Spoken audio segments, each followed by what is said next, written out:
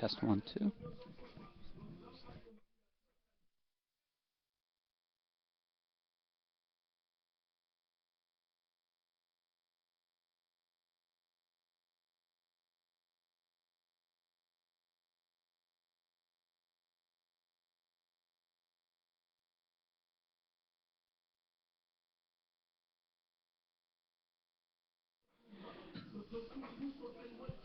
Good sunny Tuesday afternoon, everyone, and welcome to the Thompson-Garrity Complex in Jersey City, New Jersey for today's broadcast of NJCU Baseball here on the Green and Gold Network. Today, the Gothic Knights with one of their stiffest challenges of the earliest part of the season as NJCU in their first home game back from Florida take on the Knights of Neumann University, ranked 25th in the country. NJCU coming off a 6-4 win over Sewanee University on Saturday in their final game of an 8-game swing through the Sunshine State. Neumann University running the longest winning streak in the country at 10 games, now ranked 10th in the country, 25th in the country, I should say, with a record of 12-3, their first game in a week. It'll be NJCU's Nelson Maldonado on the mound today for the Gothic Knights, the ace for the staff, 1-0 on the year with a no decision in his last appearance, and he will do battle here against Will Flores, the left fielder for the Neumann, to start us off, and it's a foul ball for strike one. Give you the starting lineups for both teams here as we just made the announcements here at the Garrity Complex.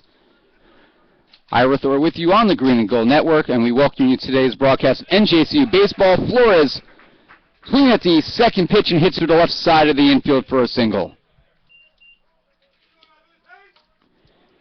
And that will bring up the number 2 hitter, the catcher, number 24, Bill Pace. Will Flores leads off and plays left field, followed by Bill Pace catching and batting second. Derek Etzel in right field batting third. Kevin Flanagan, the third baseman, is the cleanup hitter for Neumann. Tyler Drinkard plays first base and bats fifth. Joey Armada, the DH, batting sixth. Johnny Pritz bats seventh, and he plays shortstop with Buddy Elgin at second, and Marty Sessa in center, batting eighth and ninth. Matt Spillman, the pitcher today for Neumann, and we'll tell you more about him in the bottom of the first inning. Fastball, outside corner, and it's 0-2. Defensive alignment today for the Gothic Knights. Nelson Maldonado thrown to Ryan Winters behind the plate. Alex Weinstein at first. Juan Cruz getting the start again at second base. Mike Martucci and Brian Bastillo at short and third. Around the outfield is Andrew Rivera in left. Michael Patterson in center, and Orlando Bolano, the right fielder today for the Gothic Knights, who went 5-3 on their recent Florida trip. Best Florida record overall since 2002. There goes Flores. Throw by Winters is wide of the bag and bounces into the outfield. Doesn't get past Martucci, and on the error, Flores goes to third. So credit him with a stolen base and an E2 throwing error.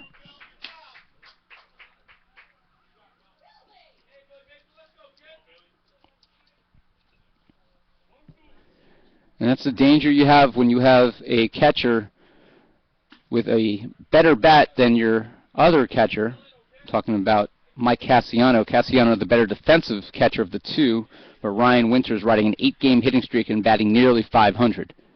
Ground ball to third. Bastillo gobbles, looks the runner back to throw. Third to first in time, one away.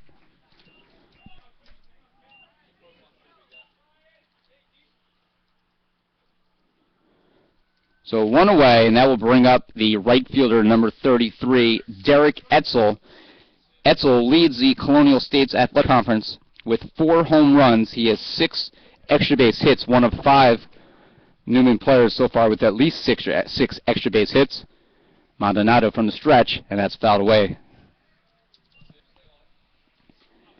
Etzel right now is riding a team-high 9-game hitting streak. He's one of 3 players on the team with at least a 6-game streak right now. Bill Pace, who was just retired, has a 7-game streak. Left-handed hitter, inside pitch, and it's 1-1.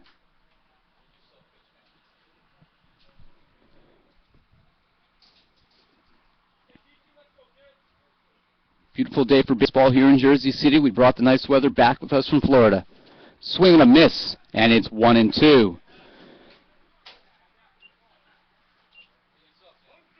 Etzel on the year batting .353 in 15 games, 18 hits and 51 at-bats. He leads the team with 14 RBIs. He also has 11 runs scored and a .433 on-base percentage. He's walked 7 times. 2 balls and 2 strikes. Top of the first inning here in Jersey City. Flores stands at third. He singled, stole second, and advanced on that throwing error. Pitch by Maldonado. Ground ball. Too hard and too high for Alex Weinstein as the hop caroms into the outfield. It's an RBI single for Etzel.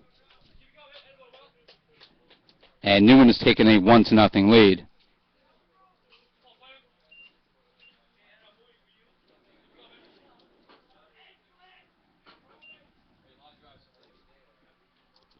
So RBI by Etzel, that run is currently unearned, but that could change, and that will bring up the third baseman, Flanagan.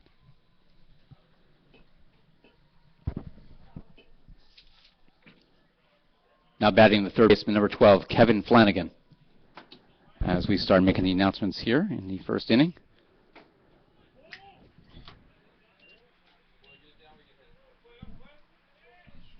One ball and no strikes. Neumann now ranked 25th in the country in the latest D3Baseball.com poll. Curveball is on the outside corner, 1-1. That poll was released this morning. Out of the NJAC, Kane University and Rowan University both ranked in the top 10. That's flown to shallow left. Diving is Rivera, and he makes the catch. Having the retreat all the way back to first base is Etzel. And for Rivera, 2 games now, that's 3 diving catches, and that one might be the best of the lot. So 2 away, and that brings up the first baseman, number 25, Tyler Drinkard, as we do double duty here. And you can follow the live stats for today's game at NJCUGothicKnights.com. First pitch, popped up. Weinstein calling everyone off and makes the catch in foul territory. No, he does not. He drops the ball.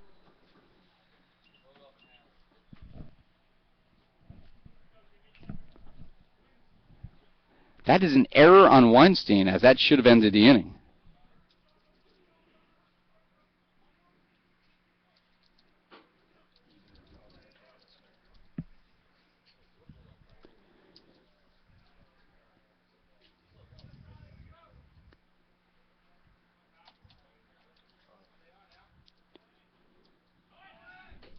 Swing and a miss. Throw to second is going to be close, but stealing safely is Etzel, as Winters made a better throw, but Etzel stealing safely.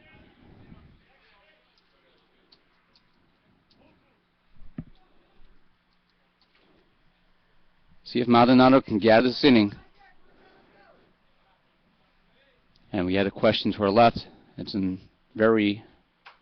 chopped foul, and the first base coach for Neumann will pick it up. It's a rather obscure rule, but the rule is indeed if a foul ball that should have been caught is dropped to extend an at-bat, it is indeed an error. Maldonado looks at Etzel, who just stole second, the second steal of the inning. Ground ball. Martucci gobbles, throws to first. It's a little high, and it pulls Weinstein off the bag. Etzel goes to third, and the third error of the inning keeps it going for Neumann.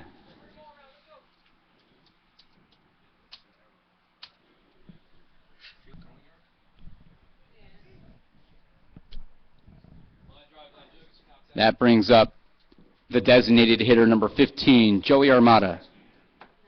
Still 2 away, and Neumann with their turn at bat extended here in the first inning. Runners on the corners when Drinkard and Etzel.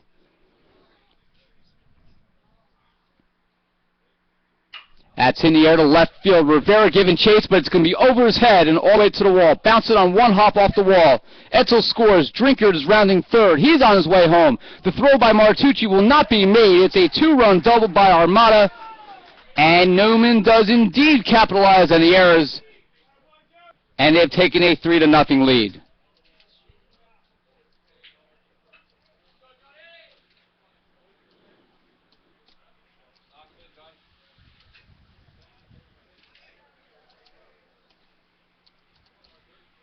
None of those runs are earned if you're scoring at home.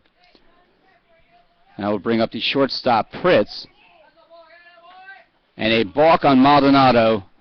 And the inning continues here with Armada moving to third. The shortstop, number 5, Johnny Pritz.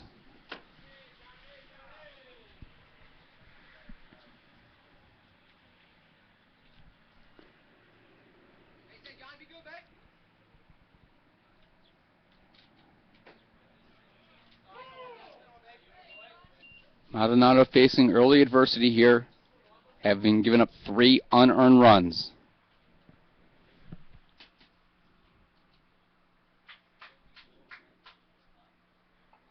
Swing and a miss, and it's 0-2.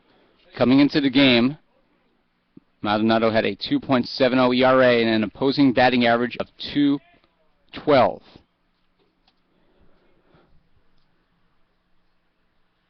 Swing and a miss, and Maldonado with his first strikeout finally gets out of the jam here in the top of the first. Not before Neumann scores 3 runs on 3 hits. There were 3 errors and 1 left on. We head to the bottom of the first inning. Got the Knights coming up.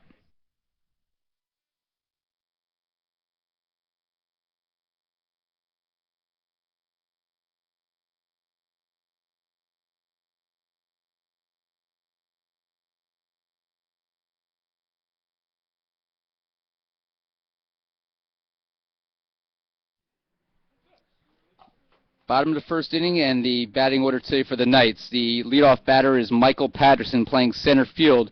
Ryan Winters riding an 8-game hitting streak, batting second and catching, with Mike Martucci at short and batting third, the NJAC Rookie Batter of the Week.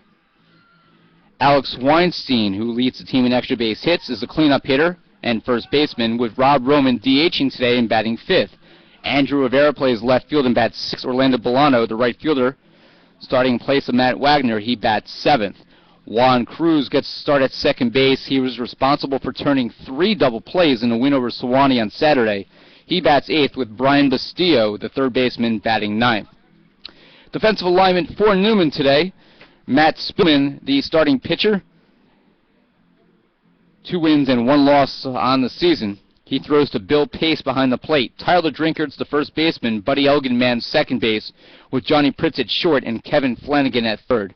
Will Flores plays left. Marty Sess is the center fielder. Derek Etzel plays right. Home plate umpire today calling balls and strikes is Victor Alejandro, and Federico de Jesus, the field umpire. Leading off for the Knights in the bottom of the first inning, the center fielder, number 28, Michael Patterson. So Gothic Knights in an early hole here, and we'll see if they're able to dig themselves out. Gothic Knights have been playing small ball all year and have made it work successfully, but already with 3 errors in this contest. Should have been a scoreless top of the first, but the defense letting down starting pitcher Nelson Maldonado. Fastball's off plate, and it's 2-0.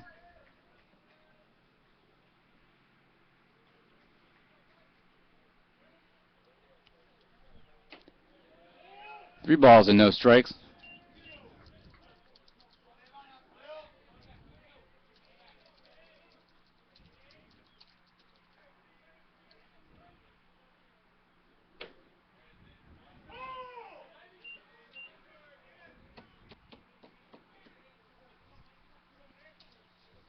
Patterson batting .382 on the season.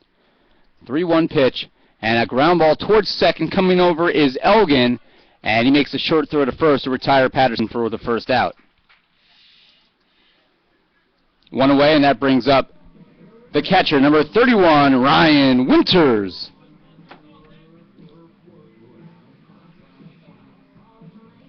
Winters batting .480 on the season. Leading hitter for the Knights. This is his 9th game played. He's made now 7 starts. 12 hits in 25 at-bats. 6 runs scored, 4 RBIs. He has a .536 on-base percentage. He's also managed 3 walks, but he has struck out 7 times. And that's a called strike, making it 0-2.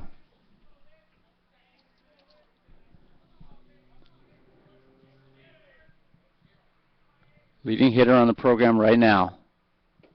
Swings and misses at a pitch in the dirt. That will be his 8th strikeout of the year as the play is completed with Pace throwing down to Drinkard for the 2nd out.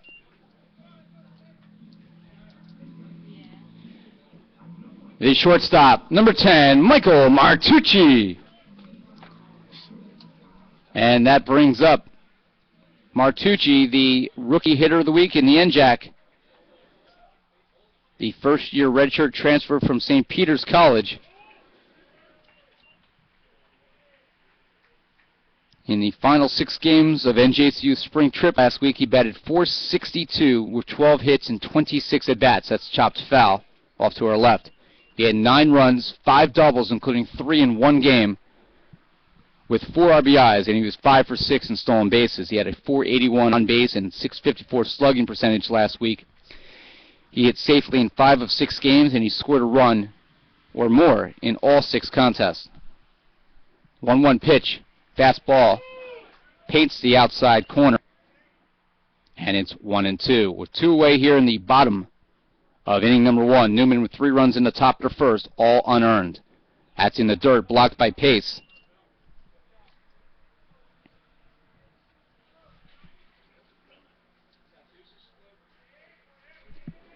Two balls and 2 strikes. Spillman making his 5th start of the season, which is currently a team high for Neumann. Swing and a miss. Martucci goes down on strike, 2nd straight strikeout for Spillman. And NJCU goes in order here in the 1st inning. In the 1st inning for the Knights, no runs, no hits, no left on. Neumann leads 3-0 after 1.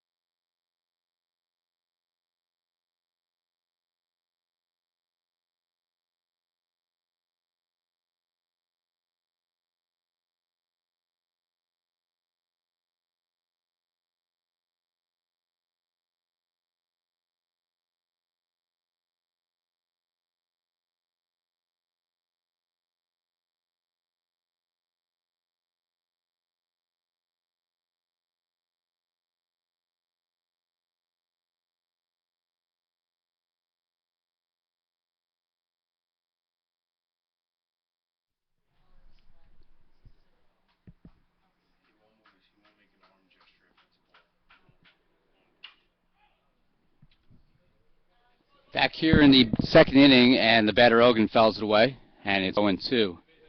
The 2nd baseman, number 1, Buddy Elgin.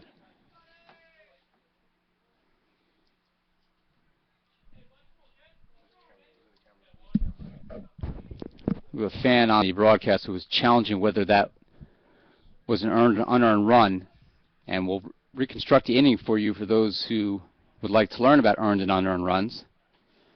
Called strike 3. Maldonado gets him looking for the first out here in the 2nd. 2 strikeouts for Maldonado.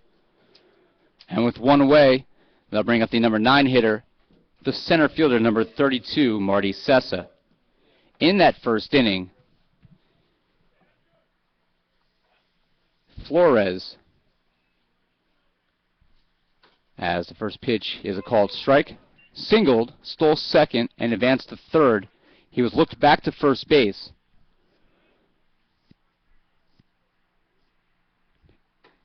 It was just off the plate by Maldonado. 1-1. And he scored from 3rd on a shallow RBI single by Etzel, but you cannot assume that the runner is going to score from 2nd base on a hit that shallow. If you reconstruct the inning, he should have been at 3rd base, and then there was a Fly out, the diving catch by Rivera, where nobody advanced. And then the third out should have been Drinkard, although he reached on the throwing error by Martucci. So that is how you reconstruct the inning. And the 1-2 pitch, that's chopped foul. Bastillo's going to give it a look, but it's going to be out of play.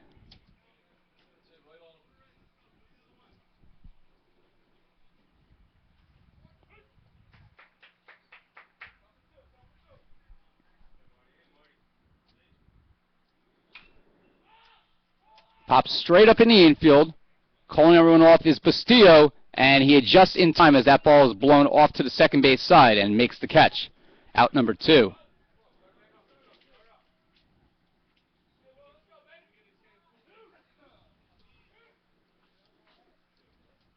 So 2 away now, and that will bring up the left fielder number 2, Will Flores.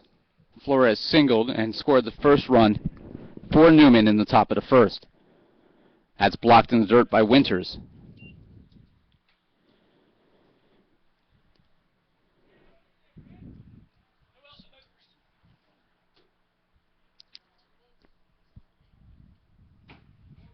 That's high. It's 2-0. We're live here from the Thomas M. Garrity Athletic Complex in Jersey City, the second home game of the season for NJCU and the first since returning north from Florida early on Sunday morning. That's a called strike, belts high, 2 balls and 1 strike.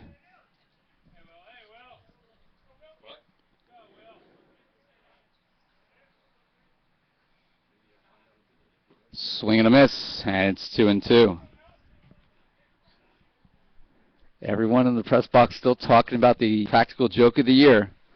As I got back from the airport, only to find my car was saran wrapped. I'll tell you more in a second. Swing and a miss, strikeout number 3 by Maldonado, second of the inning. And the Knights are retired 1-2-3 here in the second, and they don't score any further. No runs, no hits, and nobody left. We head to the bottom of the second inning. It'll be the 4, 5, and 6 hitters duo for NJCU, Weinstein, Roman, and Rivera.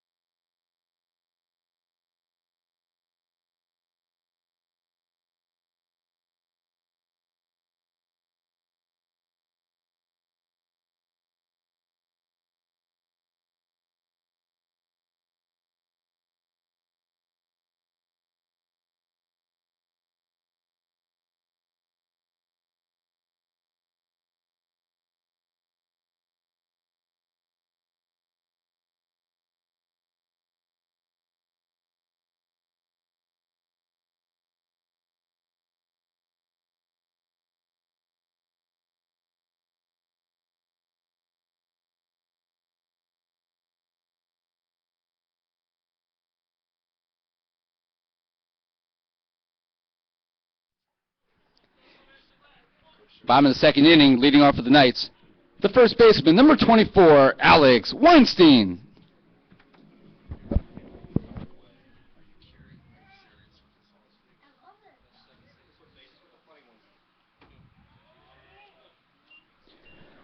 First pitch to Weinstein was a ball batting .333 on the year is Weinstein. He had a rough early going, but his bat is really heated up of late. Weinstein on the year, 10th start of the year in his first 9 games, 10 for 30, 7 RBIs at second on the team with 15 total bases and 5 runs scored, 2 doubles, 1 home run, and he just missed on 2 other home runs in the game against Framingham State.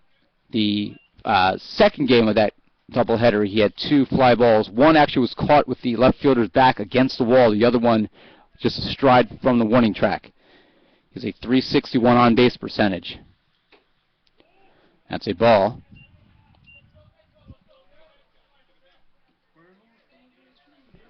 Two balls and strike to Weinstein.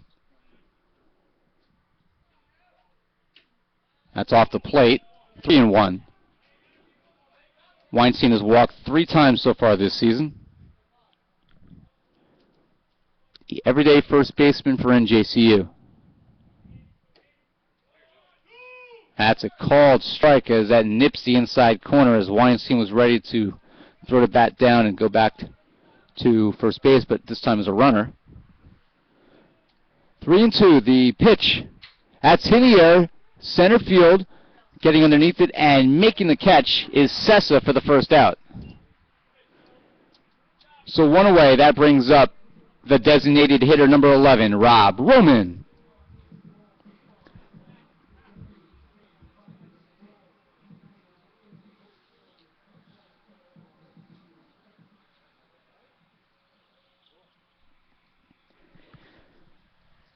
Roman hitting .286. First pitch swinging is fouled down the right field line. Drinkard gives chase, but it's going to be beyond his reach. Long strike by Roman, who started the year as the starting second baseman. But he struggled defensively after really playing in position very nicely at the end of his freshman campaign. He's got just an .818 fielding percentage right now, 4 errors in 22 chances, so momentarily he finds himself in the lineup as a DH rather than the second baseman. Inside pitch. Meanwhile, Juan Cruz has been starting at second base and really done a nice job, including some very unroutine plays. Chopper towards second. Elgin is there. He gathers, throws to first for the second out. So 2 away here in the second inning, and that'll bring up the left fielder, number 1, Andrew Rivera. Rivera hitting .306 in the year, playing a very nice left field, as we said in the first inning. 3 diving catches now in the last 2 games, and in the Sewanee game, 1 run, while 1 catch actually took away 1 run. Would have been a much closer game.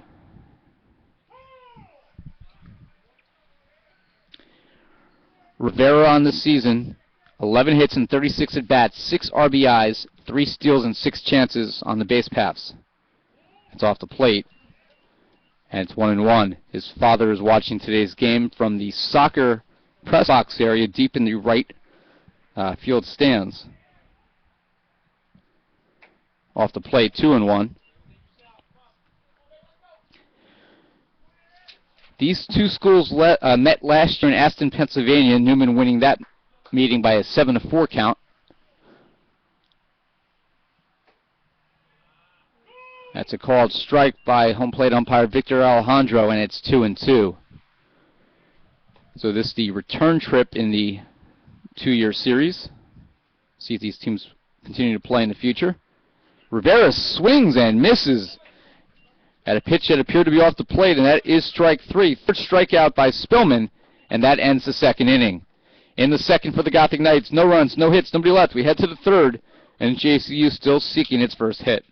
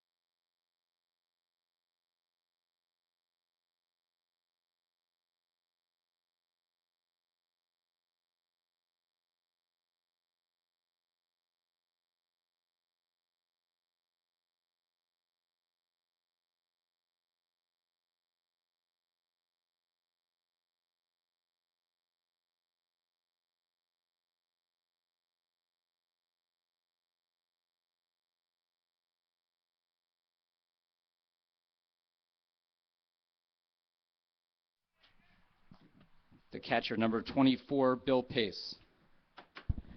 Pace leads off for Neumann here in the top of the third inning. And he takes a strike 1. Pace is riding a 7-game hitting streak, hitting .411 on the year entering action, 23 for 56. And that's hit down the left field line. It's going to sail foul by about 5 feet as that ball tailed off at the end. And it's the second strike. Pace has a team-high 9 extra base hits coming into play, 7 doubles, 1 triple, 1 home run. The number 2 hitter for the Knights.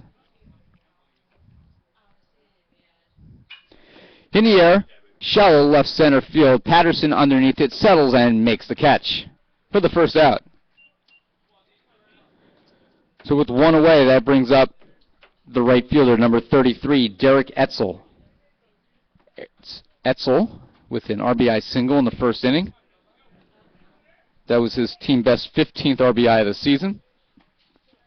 Neumann with 3 runs in the top of the first. All were unearned after NJCU committed 3 different errors. In the dirt, bounced away from Winters.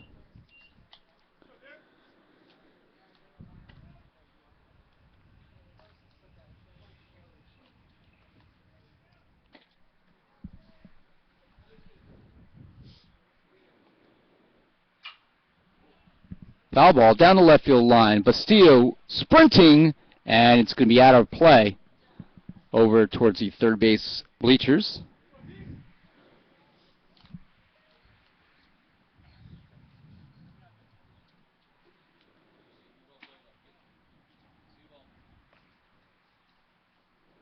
One ball and 1 strike.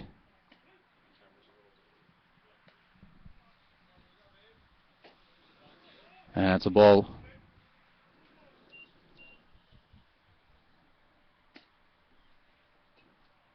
Three hits for Neumann, 2 singles and a double. Gothic Knights have not been on base yet. That's flown to right field. Bolano right there, and he drops the ball. Etzel rounding first on his way to second base where he's safe on the 4th error of the game by the Gothic Knights.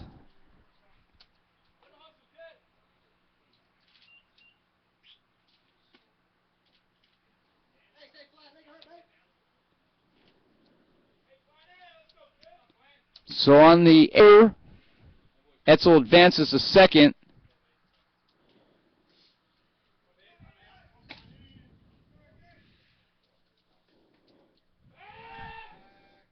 Maldonado takes a throw.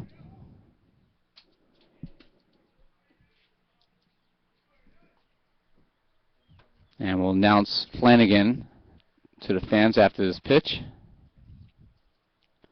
And pitch is high. Third baseman number 12, Kevin Flanagan.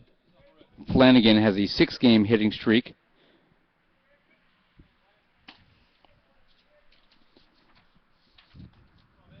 Etzel, by the way, did extend his hitting streak to 10 with a single in the first inning.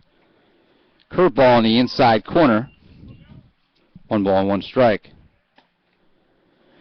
NJCU committed 7 errors in the Mount St. Mary game last Thursday, but somehow rallied and won that game with 6 runs in the bottom of the 8th inning. Ground ball, Martucci slides, makes the stop. Throw to first is in time, and Etzel is unable to advance. Nice play by Martucci. And Martucci, the NJAC Rookie Hitter of the Week, has really been feeling his position nicely in the last few games. Just got to work on the throws a bit.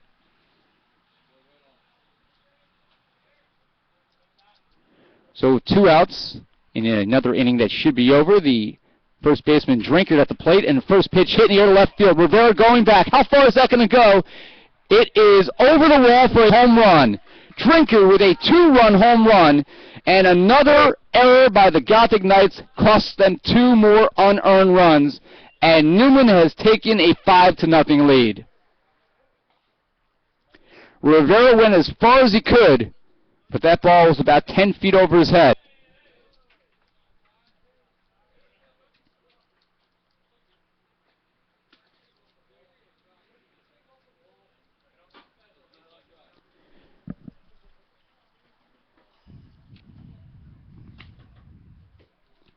The designated hitter, number 15, Joey Armada.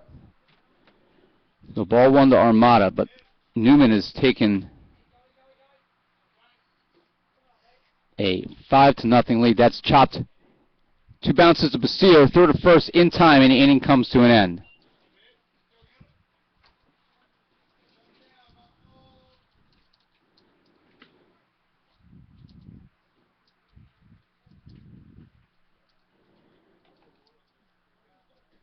So in the third inning for Neumann, 2 runs on 1 hit. There was an error and nobody left, and we head to the bottom of the third with the Knights leading the Gothic Knights 5-0.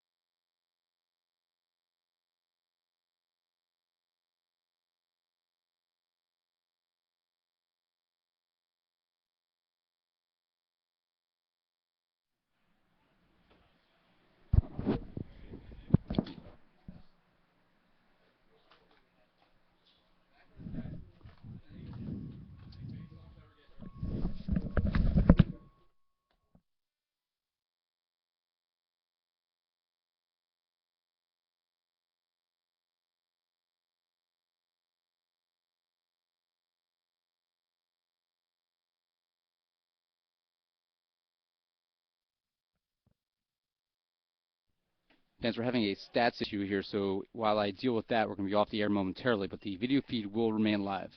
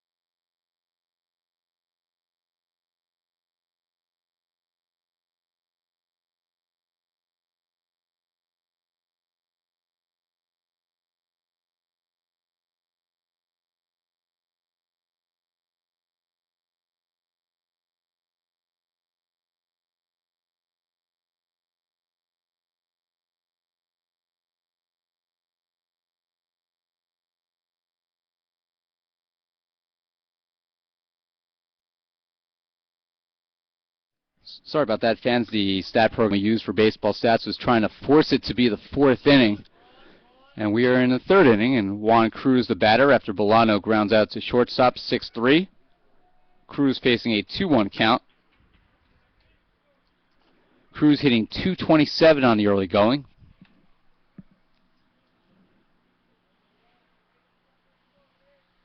Five hits for him in the year. That's off the plate for the 3rd ball. Cruz has only walked once this season. He has a .250 on-base percentage, today making his 6th start of the year between DH, 2nd, and 3rd. And that's right over the plate. I don't even know where Cruz was going there. It's 3-2. Spillman so far has been effective. Just 34 pitches here in the bottom of the 3rd.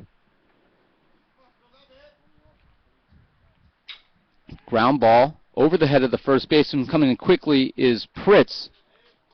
That was over the head of the pitcher, I meant to say. And Pritz throws out a very speedy Cruz for a man his size. 6-3, and there's 2 away. Talking about effectiveness, Wendell Rodriguez in the win over Sewanee on Saturday, 94-pitch complete game victory. Now batting the 3rd baseman, number 19, Brian Bastillo.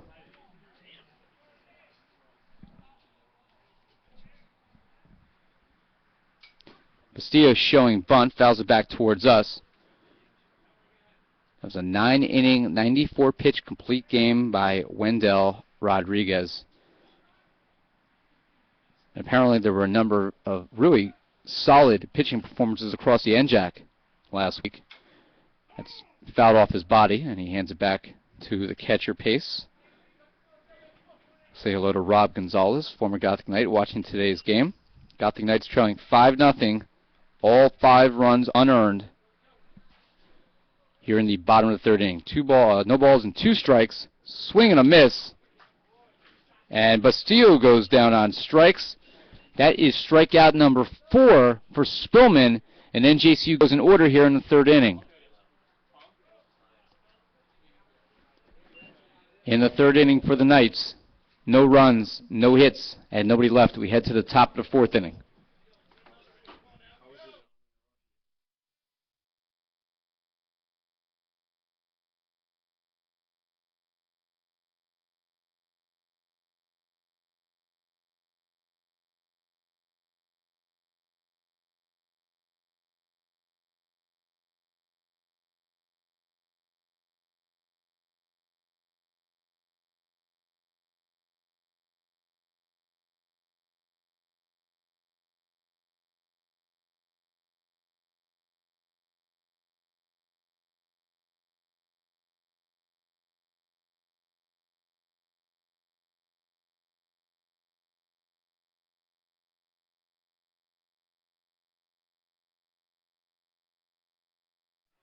Top of the 4th inning here, and Johnny Pritz, the shortstop, to lead off for Neumann, leading 5-0. And he takes a called strike. 5 runs, 4 hits, no errors for Neumann. No runs, no hits, 4 errors for the Gothic Knights. Popped in the air, left center. Patterson comes over, and he makes the catch, shielding himself from the sun.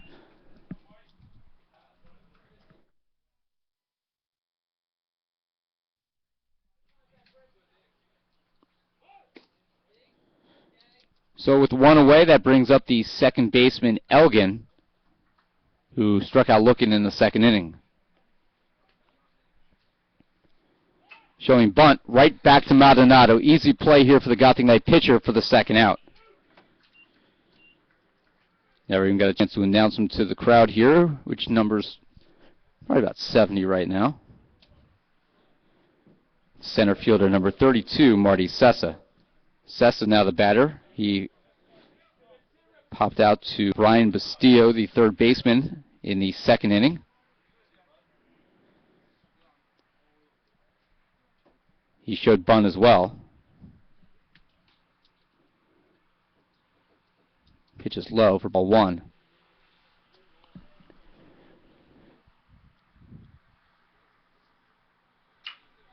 That's a line drive. Single up the middle for a base hit for Sessa. 5th hit for Neumann. And with 2 outs, there's a runner at first. Back to the top of the order. And the left fielder, number 2, Will Flores. Beautiful day for baseball here. 68 degrees at game time. Sunny skies. Light breeze. And while it's typically a little cooler than the normal temperature down at the Garrity Complex, today you really can't feel a difference. A perfect day for baseball watching here in Jersey City. Throw back to first, and it got him by a mile. 2nd time in as many games, NJCU has picked off a runner at first base by a wide margin. And I believe this was even a wider margin than in the Sewanee game on Saturday when their head coach came out and argued the call. No argument here as Flores will lead off the next inning at the plate with Sessa picked off 1-3. In the 4th inning for Neumann, no runs, 1 hit, nobody left on. 3.5 played in Jersey City. It's 5-0 Neumann.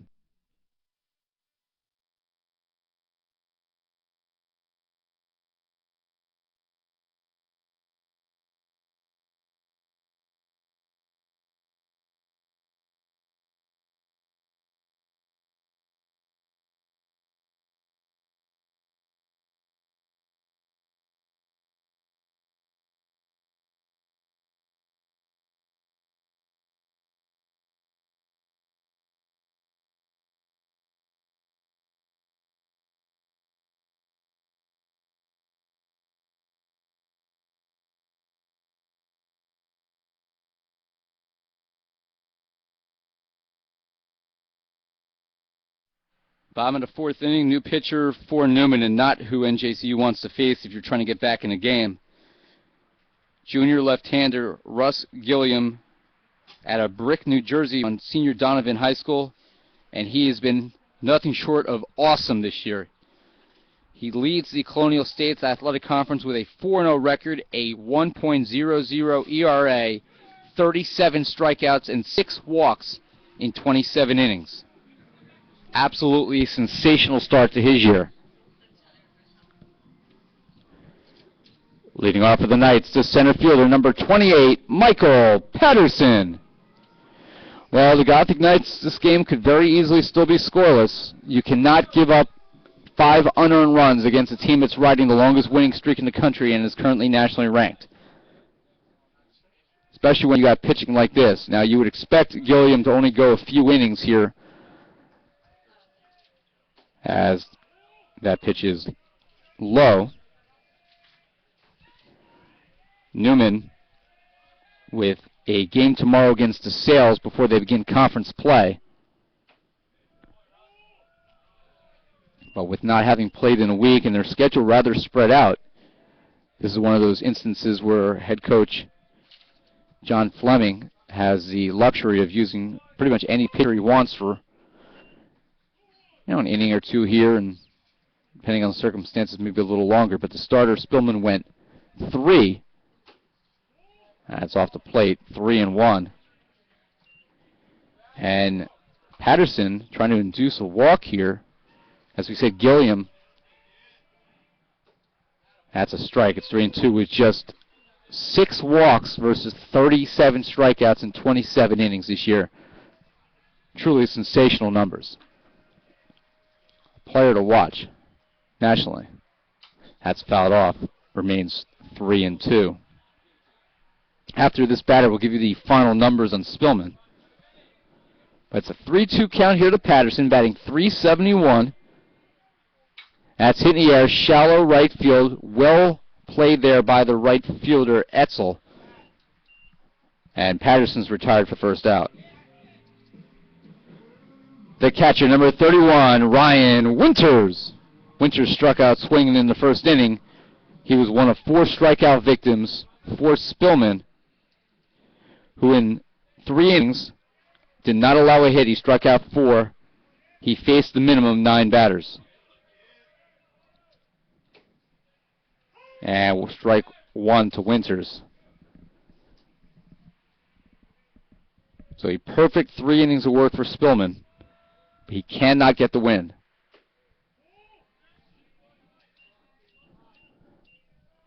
One and 1. 5-0 Neumann here in the bottom of the 4th inning. All 5 runs unearned. Swing and a miss, and it's 1-2. 3 runs came in the first inning, then 2 more in the 3rd inning. Off the handle. That's fouled away. Remains 1-2.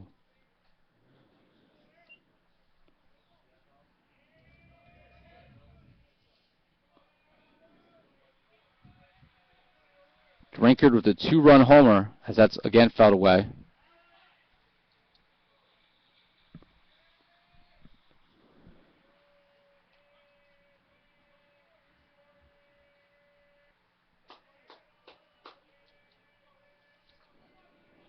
One-two pitch here by Gilliam.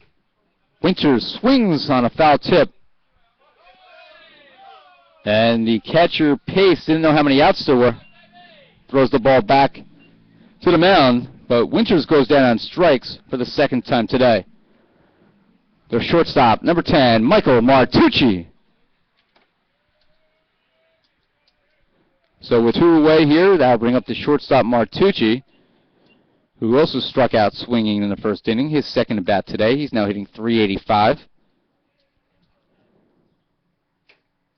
That's off the plate. 2 balls and no strikes.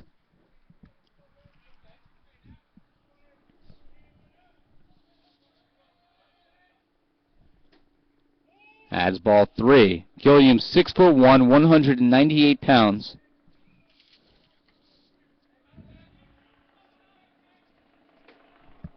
It's called strike.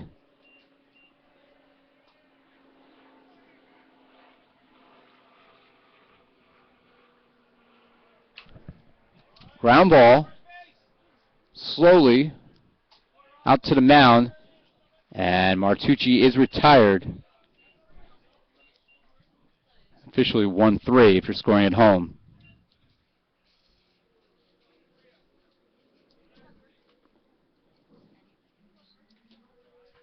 So in the fourth inning for NJCU, still no base runners, and Neumann has faced the minimum number of nights here in the fourth inning. No runs, no hits, nobody left. We head to the fifth. It's 5-0 Neumann.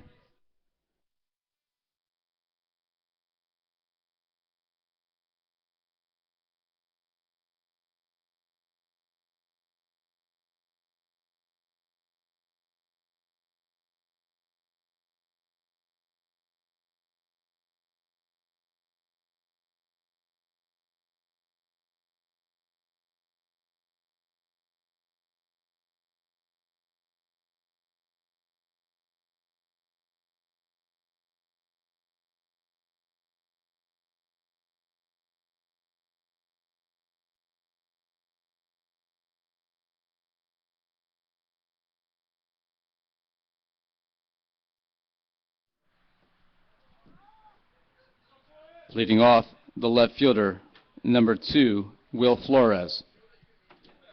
So Flores will lead off. He was stranded at the plate with the bat on his shoulder as Sessa was picked off by Nelson Maldonado in the top of the fourth inning. The Gothic Knights have a new catcher.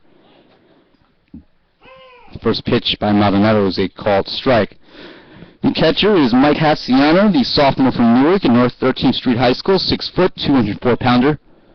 Coming in for Ryan Winters, whose hitting streak will end at 8 games, I should say, as he struck out twice in this one. And underneath it's Martucci, he makes the catch for the first out.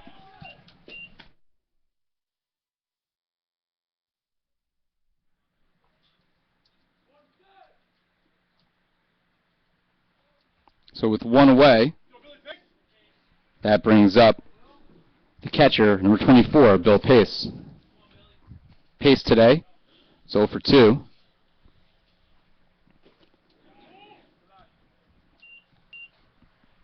And Castellano blocking that one in the dirt. 5 runs, 5 hits, no errors for Neumann. No runs, no hits, 4 errors for the Gothic Knights. Ground ball, foul of third. 57 pitches by Maldonado, 44 strikes, so a very good strike-to-ball ratio. But he's been victimized by his own defense. Error by the shortstop. Error by the catcher. Error by the first baseman. Error by the right fielder. Swing and a miss. And it's 1-2. Gothic Knight ace deserves a better outcome than this, the way he's been pitching. That's blocked by Cassiano. 2 balls and 2 strikes.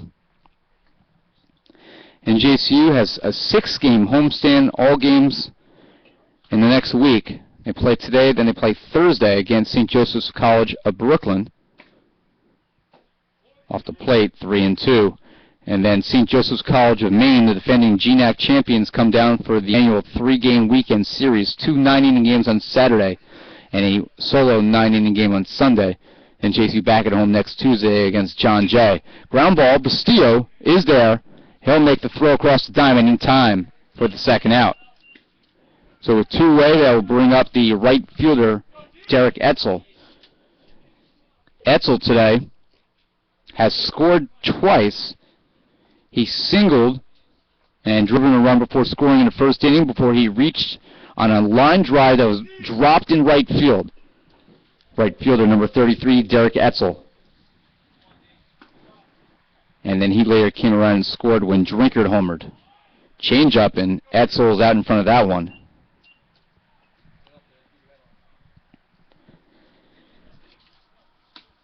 Etzel, 6'5", 210-pound left-handed hitting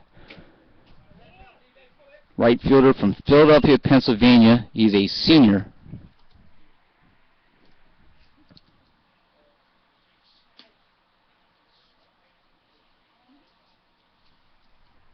Swing and a miss.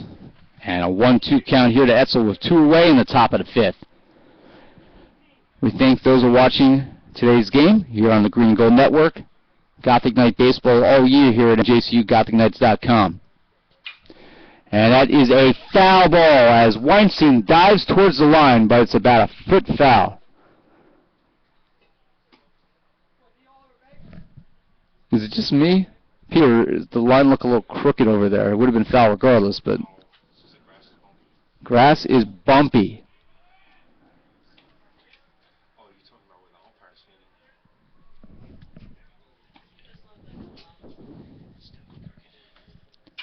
Hit in the air, just left of the third base bag. Bastillo's over, and he makes the catch to end the inning. So in foul territory, Etzel flies out to Bastillo, who seems to be the lone player able to make routine plays right now, and that's a problem for the Gothic Knights. They have to be able to make these routine plays if you're going to beat a team like Neumann that right now is riding the longest winning streak in the country.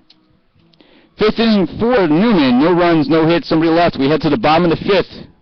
The Knights leading the Gothic Knights 5-0.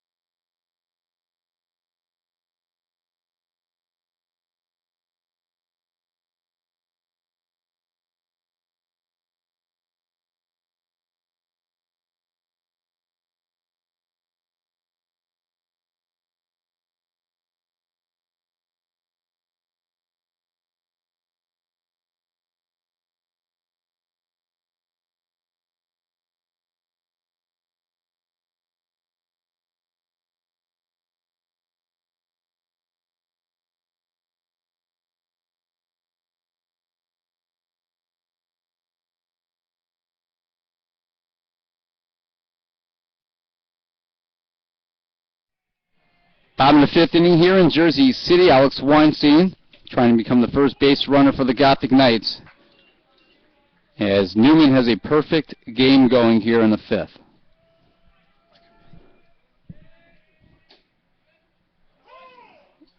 Gilliam back to the mound for his second inning of work.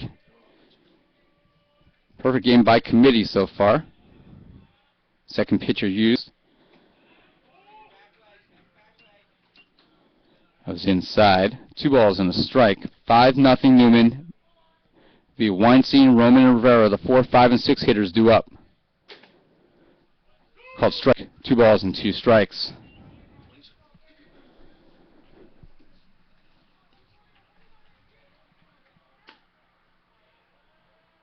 Swing and a miss. Weinstein was in front of that one. Second strikeout by Gilliam in 4 batters. Now it's 39 strikeouts in a year, and that will bring up the designated hitter number 11, Rob Roman. Roman grounded out to second base. That came in the second inning.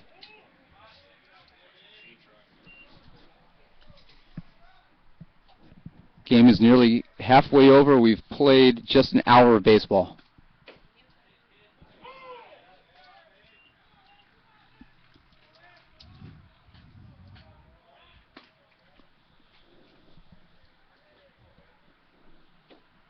Low 2-1.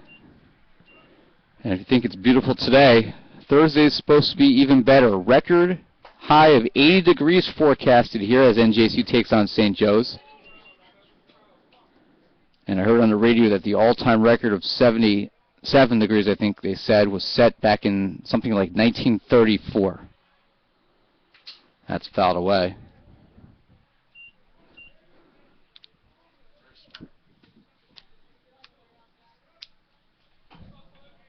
So 3 balls and 2 strikes here to Roman, trying to become the first base runner for the Knights. 13 men have come to the plate already. Ground ball again to second. Elgin there throws on the first for the second out.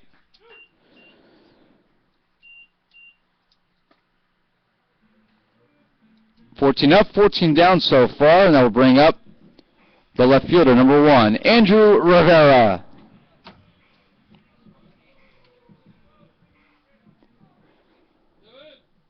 Rivera's average now down to 297. He struck out swinging in the second inning.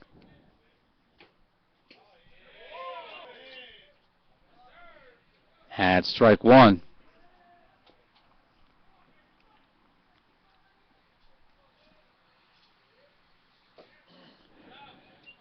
Curveball, Rivera out in front of that one, quickly behind 0-2. NJCU came back from its spring trip feeling very good about themselves, playing really well. They defeated one defending conference champion on the trip, but that grounded ball is up the middle, and there you go. First base hit of the game. There goes the no-hitter. There goes the perfect game. Andrew Rivera on base, and finally, the Gothic Knights have a runner on. Maybe that'll make them feel a little bit better about themselves. 2 away, that brings up the right fielder, number 7, Orlando Bolano.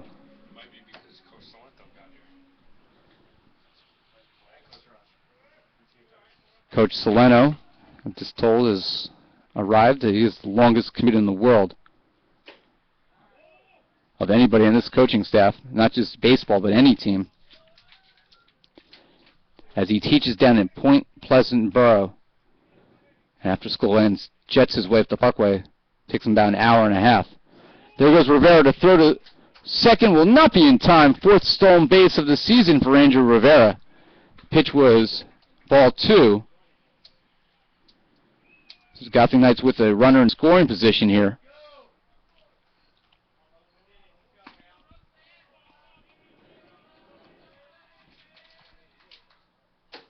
That is high. 3 balls and no strikes. It's the second time that Gilliam has fallen behind a batter 3-0, the first time he got out of it. Rivera singled with 2 outs. He just stole second base. The 3-0 pitch is called strike on a fastball, nipping the outside corner.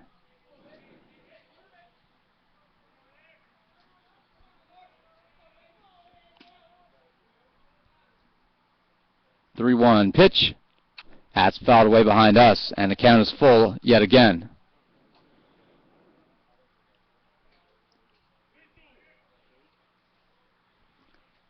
Five nothing is the score. Neumann leading, the 25th ranked team in the country in the latest D3Baseball.com national poll. 3-2 pitch. Ground ball to third. And it's diving in the third is safe as Rivera as it's bobbled by Flanagan. That's going to be an error on the third baseman.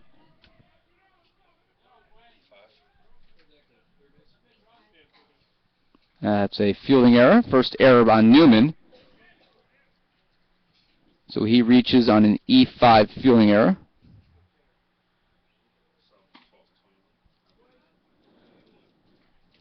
We'll actually make that a fielder's choice for Bolano, and then he advances on E5 fielding error, Rivera does.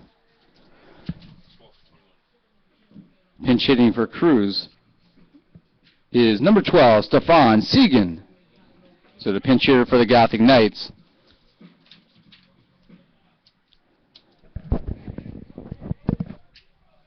Segan batting just 143. But a big recruit for the Gothic Knights, the freshman out of North Bergen, comes in with a lot of potential, and if the Gothic Knights can get his bat going, really, his potential is unlimited. 1-0 pitch with Bolano at first, having reached on a fielder's choice. Throw back to first base, and Bolano dives in safely. That was a great throw by the catcher, Bill Pace. But it's a 2-0 count now. Rivera standing at third base.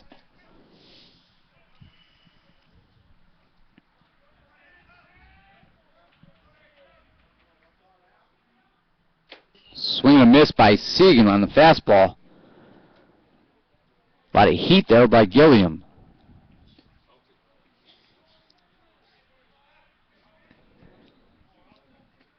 Two balls and one strike. Ooh, that's a called strike. It must have been at the knees. And it's 2-2. I'm certain that was going to be ball 3 right there. So 2-2 pitch. Bolano at first, Rivera at third. And that is ball 3. So the count is full with 2 out here in the bottom of the 5th. Gothic Knights trailing 5-0.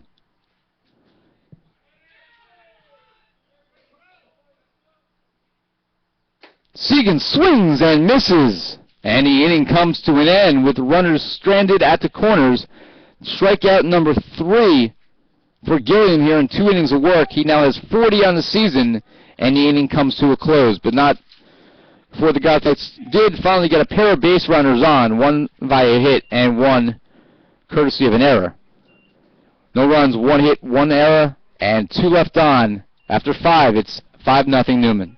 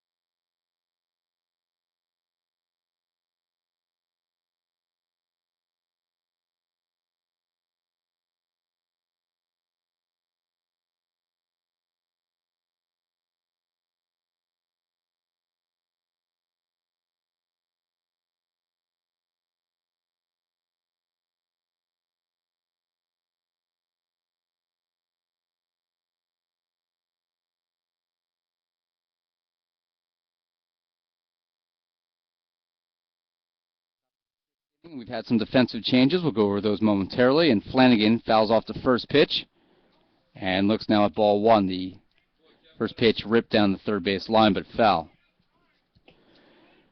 Segan will remain in the game, and he will play first base. First time Alex Weinstein has been out of a game this year. Pete Senizin will come in defensively at second base, and he'll bat in the cleanup spot. As head coach Jerry Smith trying to get anything to work here with a team that was playing terrific baseball coming out of Florida. The 1-1 pitch. Ground ball, weakly hit. Martucci charges. The throw to first is in time. 1 away, and that brings up the first baseman, number 25, Tyler Drinkard. Drinkard had a 2-run homer to left field. That came in the 3rd inning.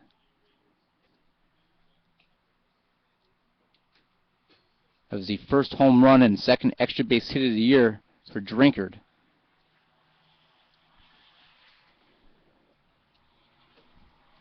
And the first pitch is a called strike. Drinkard, 6'6", 220-pounder out of Glen and Bernie, Maryland. Hit in the air, left field. Rivera gives chase, and this one's going to be over his head and caroms off the wall. Drinkard around first, on his way to second base, and he'll have a stand-up double, his 2nd straight extra base hit.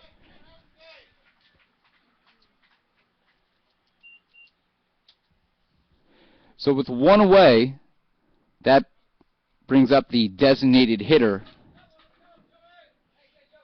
number 15, Joey Armada. Armada had a 2 RBI double in the first. He also grounded out the 3rd.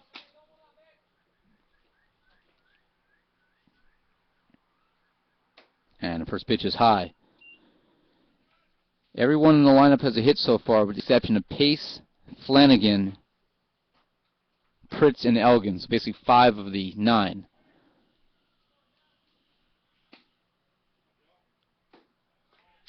Curveball nips the outside corner, 1-1. Armada, a junior, 5'9", 200 pounds, out of Philadelphia, Pennsylvania, went to Neumann Goretti High School. Fouled off. Neumann with 14 players on the roster from the state of New Jersey.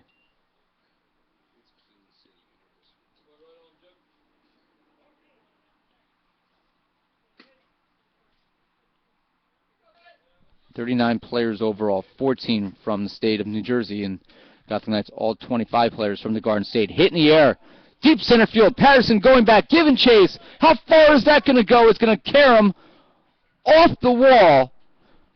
Drinkard will score. Now caught between second and third. The Knights have a chance with a rundown, and they get him. as Armada went too far, and Drinkard, actually, I stand corrected, did not score. He had to hesitate at third, as blinded here by the pole in the press box, and Drinkard stays at third because that ball, I guess, Neumann felt had a chance to be caught off the bat. Poor base running there by Drinkard, and the Gothic Knights get a break. He was held up by the third base coach, Pete Vincent, our site supervisor, tells me. So a double to center field, and then an 8-6.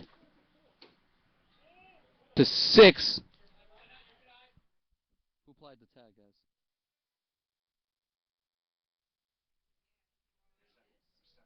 Wow. It was not the second baseman. It was Segan who came over for the 8-6 free officially for scoring at home, and Drinkard goes to third. So Patterson hits Martucci, the cutoff man, and Segan came all the way over from the first base position to cover second and made a dime tag for the out.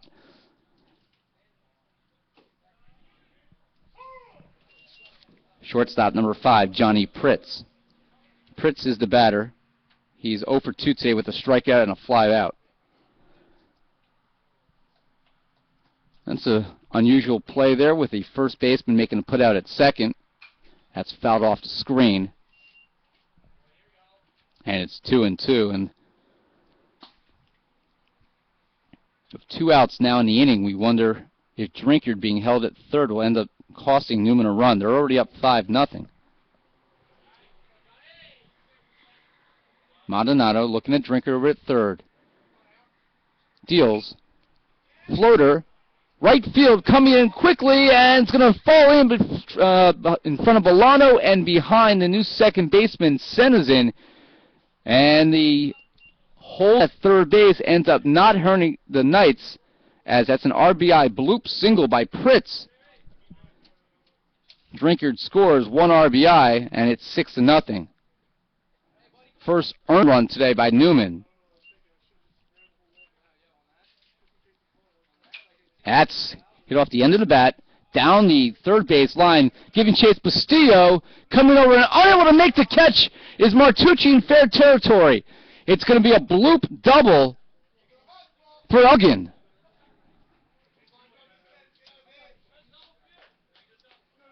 And a ball that has to be caught. Pritz goes to third.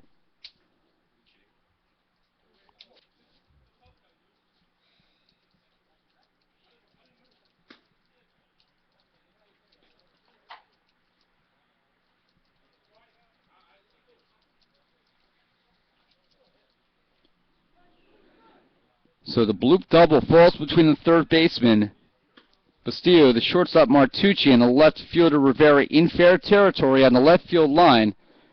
And with 2 away, that brings up the center fielder Sessa, who singled before being picked off in the 4th inning. The center fielder, number 32, Marty Sessa. First pitch to Sessa is a strike.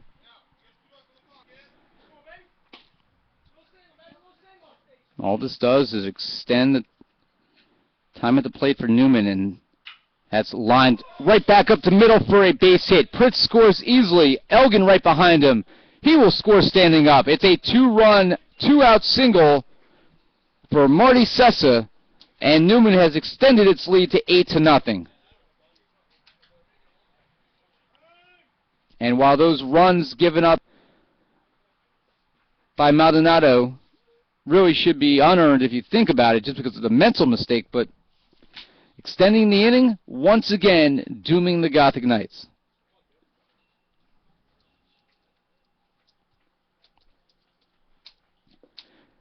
This is a very different ball game without the 4 errors and the 1 mental error,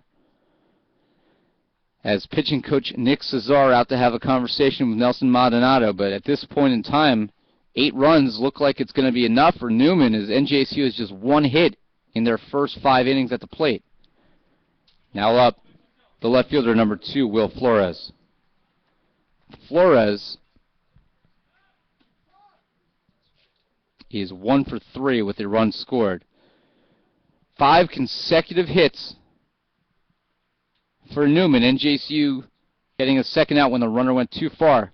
There goes Sessa. The throw to second is in plenty of time. And a great throw by Mike Cassiano to Pete Senizin. And Sessa is out stealing 2-4. And the inning is over.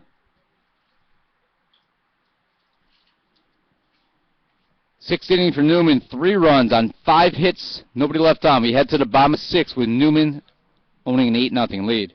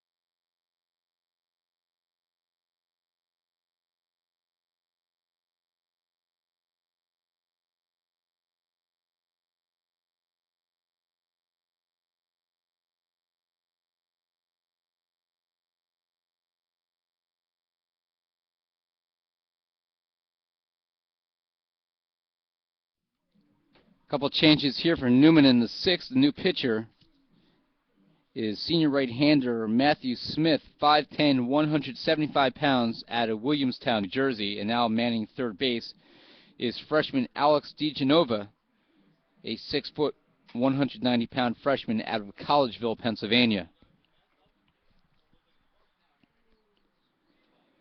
Final line for Gilliam, 2 innings, 3 strikeouts, no walks, 1 hit allowed. He faced 8 batters. Third baseman, number 19, Brian Bastillo.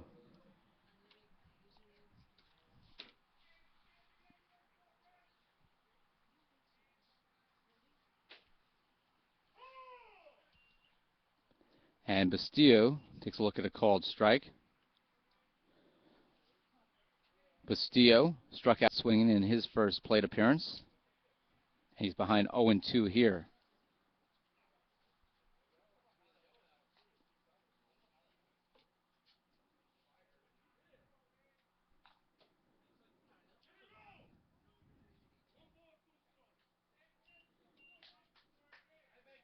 Check swing, and Federico De Jesus says Bastillo did not go around.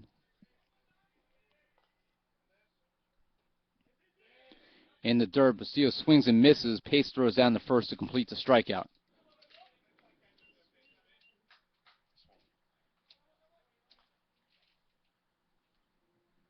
One away, and that brings up the center fielder, number 28, Michael Patterson.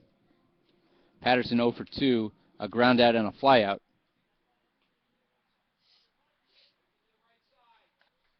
NJCU has struck out 8 times collectively today.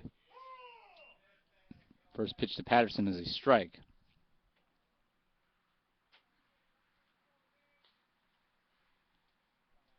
It's going to miss, ball in the dirt. And it's 0-2.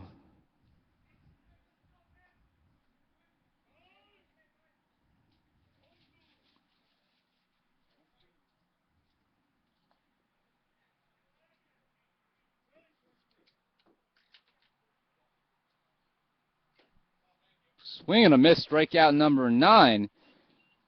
Back-to-back Ks by the new pitcher Smith.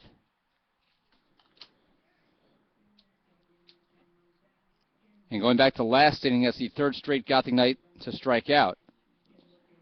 Now batting the catcher, number 41, Mike Cassiano.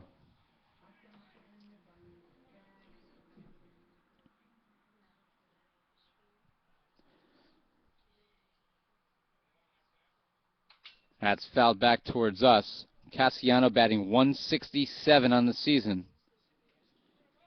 He has started 5 games. This is his 6th appearance of the year. He started the previous 5 games. 2 hits and 12 at-bats, but he does have a double.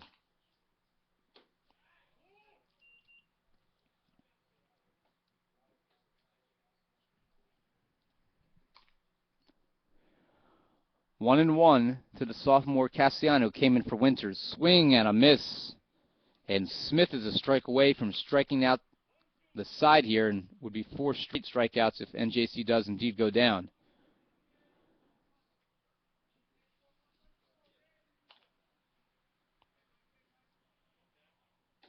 And called strike 3. That looked low from our vantage point here, but nevertheless, strikeout number 3 of the inning as Smith fans Bastillo, Patterson, and Cassiano in order, and the 6th inning comes to an end. No runs, no hits, and nobody left. We head to the 7th in a very swiftly moving game.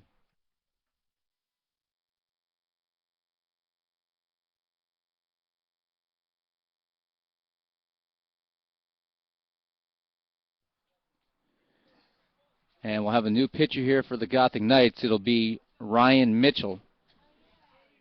Now pitching for the Knights, number 54, Ryan Mitchell.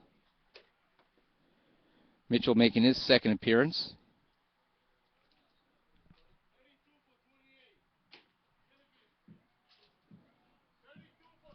And we have a new center fielder as well. Now playing center field for the Knights, number 32, Matt Wagner.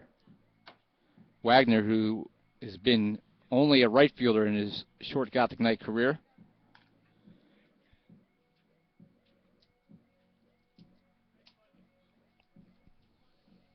Mitchell, though, making his 2nd appearance on the mound this year, in his one previous appearance, that was a 12-2 win over Leslie. He pitched the final 2/3 of an inning of that victory, which ended after 7 games.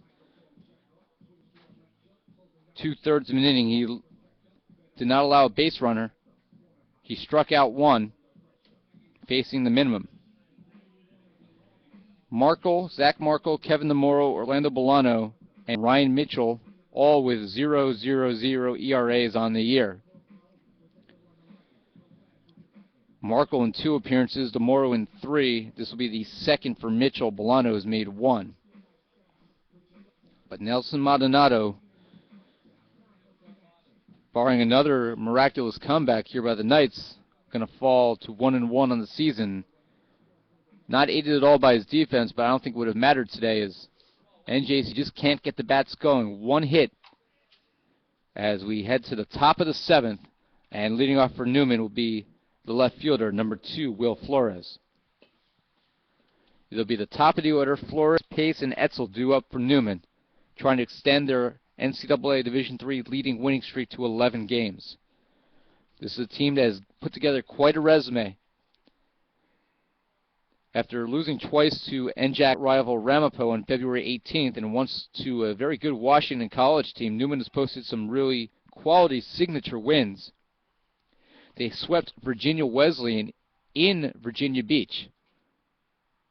And the first pitch by Mitchell is low. They knocked off number 3 ranked Kane University in Union on March 2nd, 4-3. That game was in 11 innings.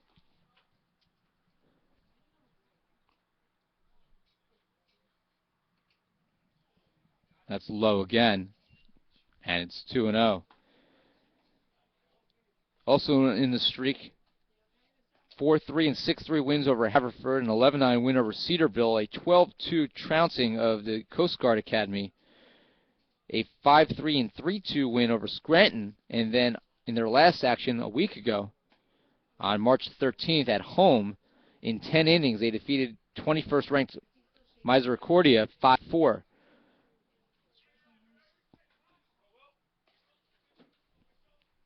The 2-0 count here by Mitchell.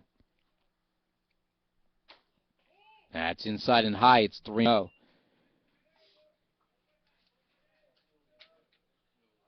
They have not shut out a team this year.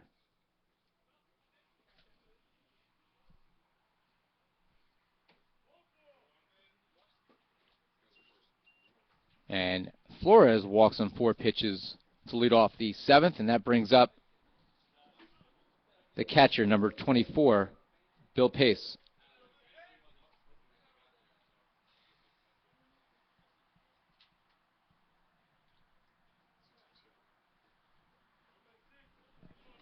Pinch running at first base is number 6, Dave Kalish.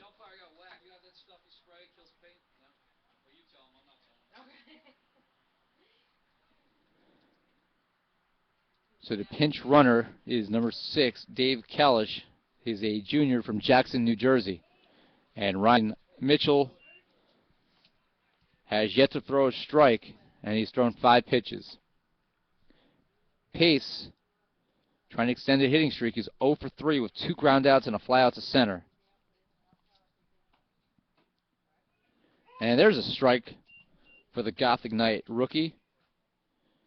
Although a sophomore eligibility-wise, 5'10", 155 pounds, out of Colonia, New Jersey, wearing number 54 for NJCU. And a curveball, and he finds the outside corner. 1-2 with Etzel on deck.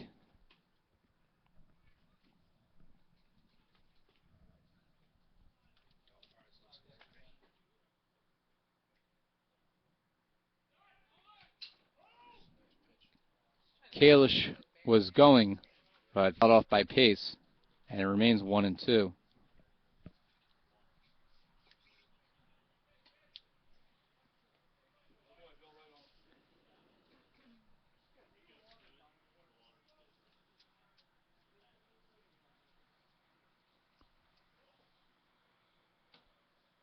In the dirt, 2-2. Ira Thor with you here live on the Green and Gold Network. We're at the Thomas M. Garrity Athletic Complex in Jersey City, New Jersey.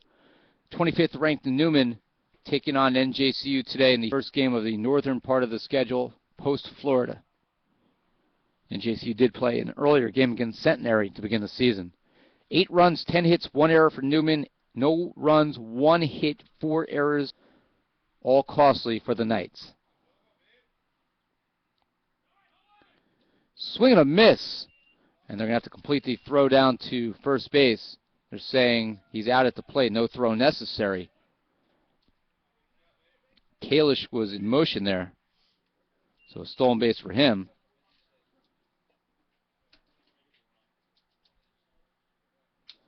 And that brings up the right fielder, number 33, Derek Etzel.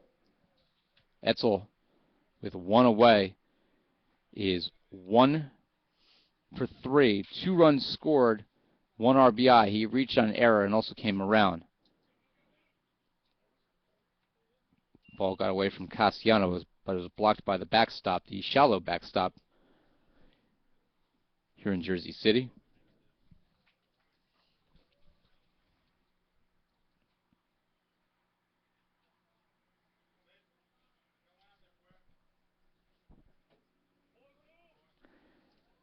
That is low. 2 balls and no strikes. The Gothic Knights play St. Joseph's College of Brooklyn on Thursday. 3-game weekend series against St. Joseph's College of Maine before facing John Jay next Tuesday in a game that we can only pray does not have the same outcome as a year ago.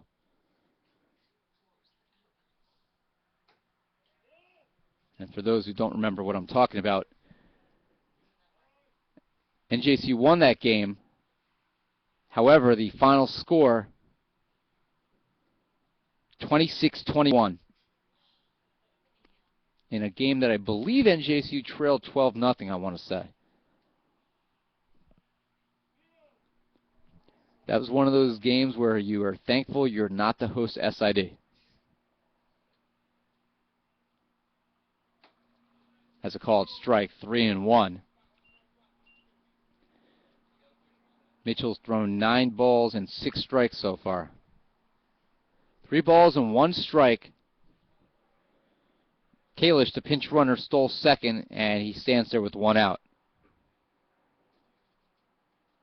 Ground ball on his knees. Centers in the throw to first in time for the 2nd out. Kalish advances to third.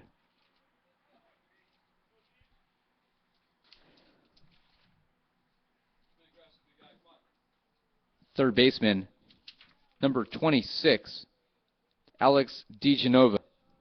DeGenova will bat for the first time, the 6-foot, 190-pound freshman from Collegeville, Pennsylvania. This is his first official career at bat. Played in just one game as a pinch hitter. He walked and later came around and scored. So this is his first official at bat. And the first pitch to him was a ball. In the dirt, blocked by Cassiano.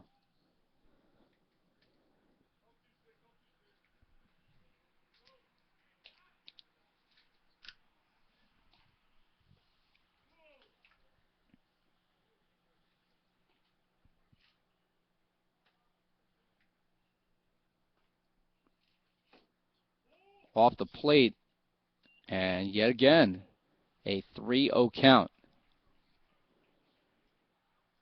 Drinkard, who's already homered, is on deck, barring a pinch hitter. 3-0 pitch by Mitchell. Perfect pitch, that's a strike, 3-1. And NJCU has already shifted the lineup around a little bit. Second pitcher, Mitchell is. Second catcher, Cassiano is. Segan, the new first baseman. Senazin is the new second baseman. Ball 4. So DeGenova still waiting for an official collegiate at bat. He's now walked twice in 2 plate appearances. Kalish remains at third, so runners on the corners, and that will bring up Drinkard. First baseman, number 25, Tyler Drinkard. Drinkard today. Very good day. He's been on base all 3 times he came to the plate, scored 3 times. He reached on an error. In the first, he had a 2-run homer in the third, and he doubled and scored in the 6th. Popped in the air, first pitch. Shallow center. Coming in is Wagner. He makes the catch and made that one look a little bit easier than some of the previous plays in the outfield today. And the inning comes to a close. Neumann threatens. They leave runners on the corners, but no hits and no runs scored. And we head to the 7th inning stretch. 8 runs, 10 hits, 1 error for Neumann. 0-1-4 for the Knights. NJCU 9 outs to play with. Trying to rally.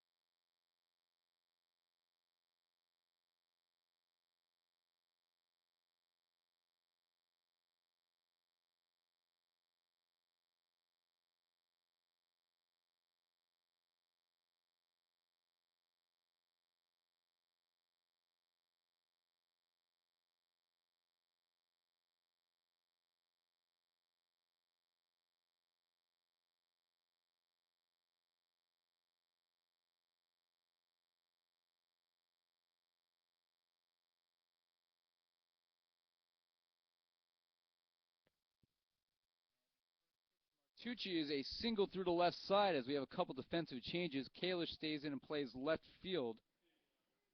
And the new right fielder is number 4, Bobby Kalin.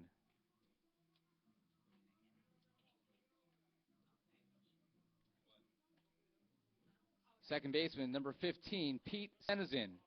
New right fielder is number 4, Bobby Kalin. Now remaining in the game and playing left field, number 6, Dave Kalish. So Martucci on first, And the first pitch to Sennison is low. Smith out for his second inning of work.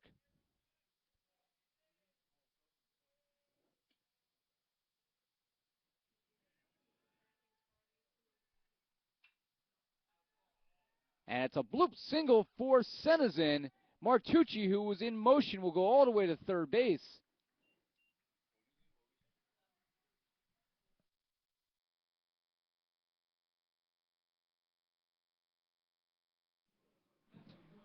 And Sennison, who was batting just 143 prior to that at bat, with the single.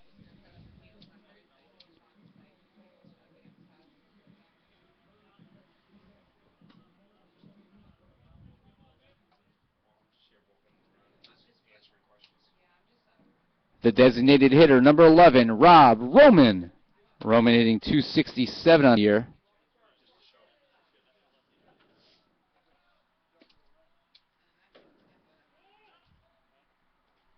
NJCU with back-to-back singles after having just one hit in the first 6 frames.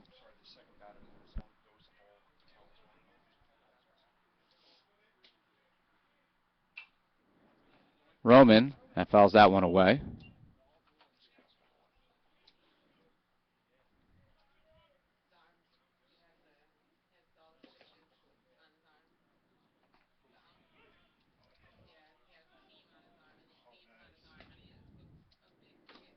That's inside. 2 balls and a strike.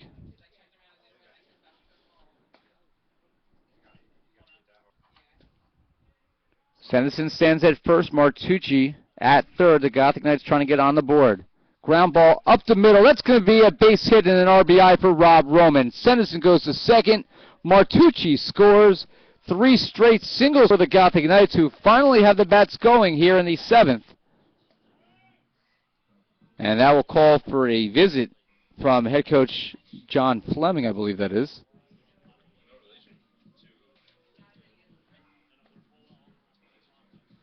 And we will have a new pitcher here as NJCU breaks up the shutout. And the new pitcher will be number 45, Scott Hamill, another New Jersey recruit. He's a lefty, 6-foot, 190-pounder out of Williamstown, New Jersey. We'll be right back as he warms up.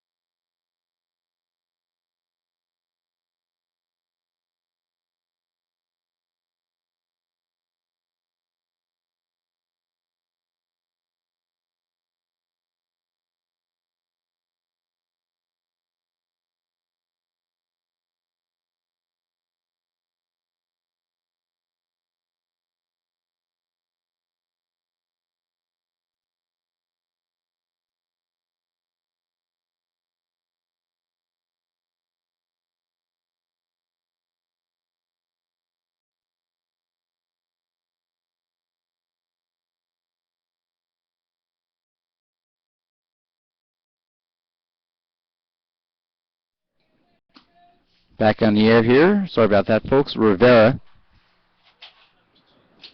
who had the first hit of the game for the Gothic Knights in the 5th inning. He broke up a string of 14 consecutive batters retired by Neumann starting pitching and their first relief pitcher, Gilliam. And we were having our first glove change of the season as he makes an exchange with Derek Etzel. Rivera singled, stole second, and was stranded at third.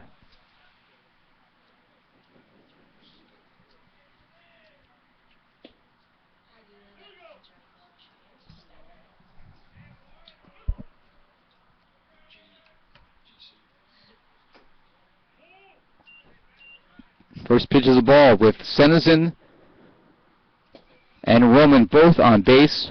Roman at first, Senison at second. Martucci, who led off with a single, has already scored the first run. Swing and a miss as Rivera was in front of that pitch. 1-1.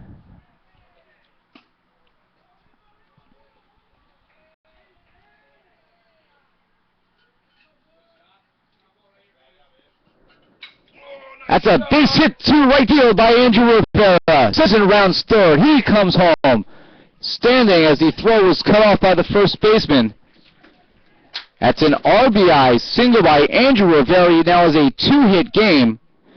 And NJCU with 2 runs home here in the 7th inning.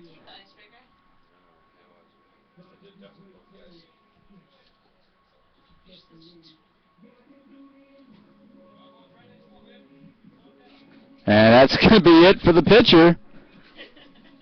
As Hamill, 1 pitch and his day is done.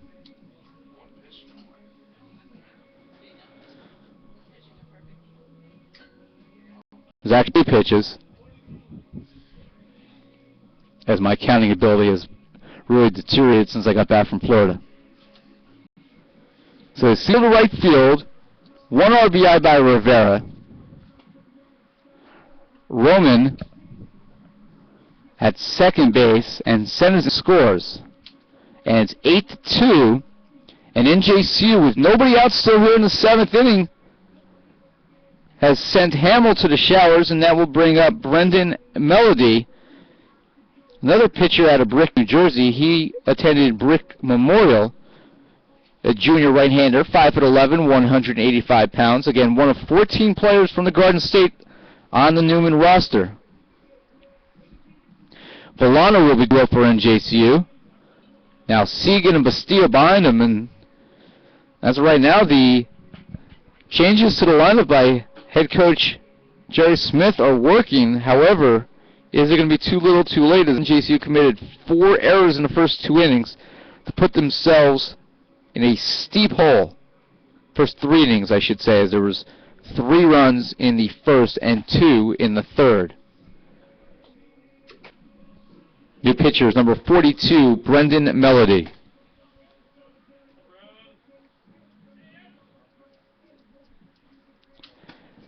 Now batting for the Knights, the right fielder, number 7, Orlando Bolano.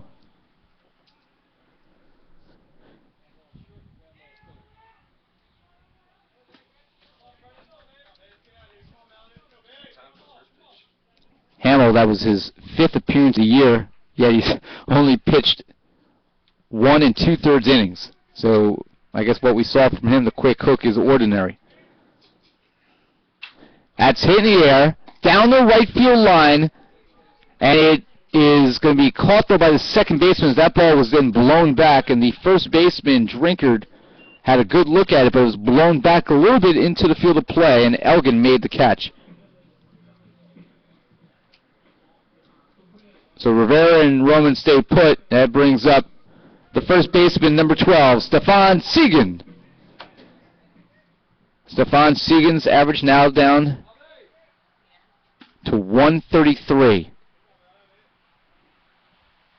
And that's in the dirt. Rolls away from pace. Not far enough for anyone to advance.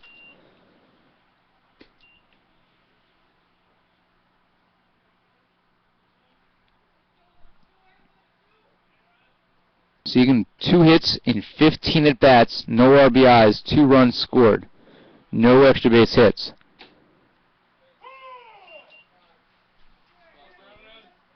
That's a called strike, 1 ball and 1 strike. 1 out here in the bottom of the 7th inning. NJCU, which had a perfect game against them going into the 5th, now has 2 runs on 5 hits. High, and it's 2-1. This is the 5th pitcher used by Neumann. The Knights have a boatload of pitchers on their roster. 2 balls and 1 strike. Swing and a miss. Heat there by Melody.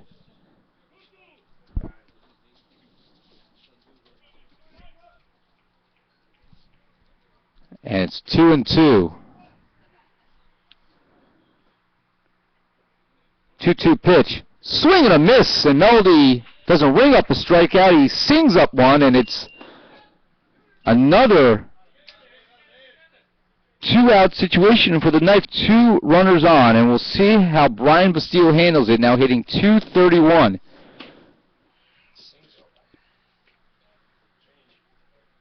And we are going to have a pinch hitter here. It'll be, I believe, Angel Marte. Still searching for his first NCAA hit. Junior will pinch hit for Bastille.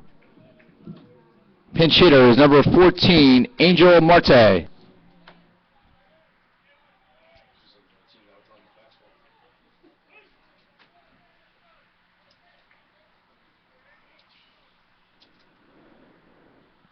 And the first pitch is lined to center of field for a base hit from Marte. Roman scores. Rivera goes to third. First pitch swinging. Angel Marte with his first career hit, and the Gothic Knights have added a third run, and that's what head coach Joe Smith was hoping would be provided by Marte. He's got a good bat. We just haven't seen much of it in his first 4 plate appearances, all in pinch hitting roles.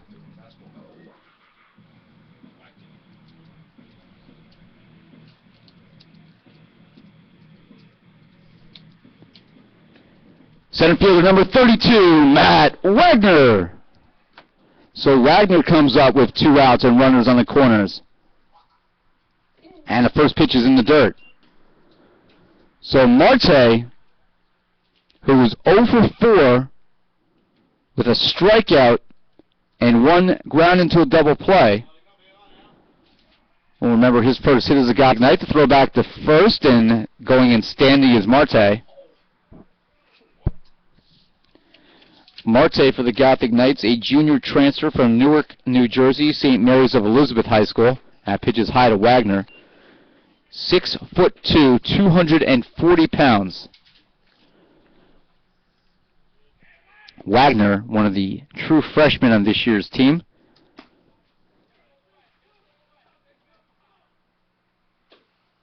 Fastball on the outside corner. Disagreeing with that is Wagner, and it's 2-1. 2 balls and 1 strike. Melody pitching here in the bottom of the 7th inning. Neumann leading 8-3. That's fouled off to our right. And it's 2-2.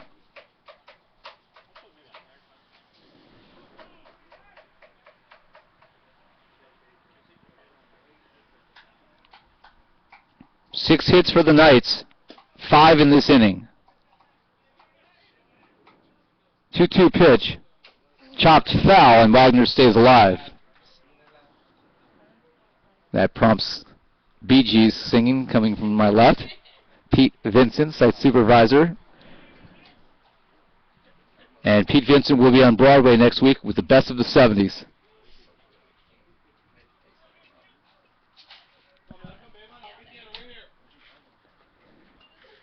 The 2-2 pitch to Wagner. Fouled off again, and Wagner continues to get a piece of it.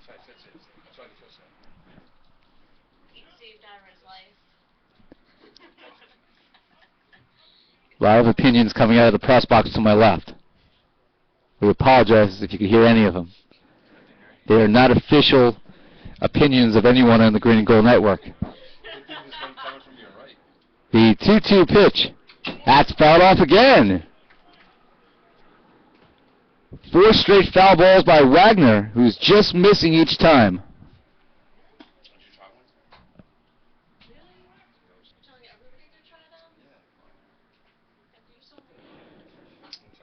Three runs and 5 hits this inning for NJCU. Wagner, the 2-2 pitch in the dirt, blocked by Pace, and the count is full.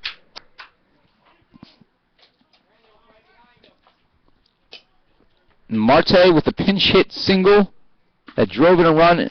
He stands at first. Rivera, who also singled and drove in a run, is at third. 3-2 pitch by Melody.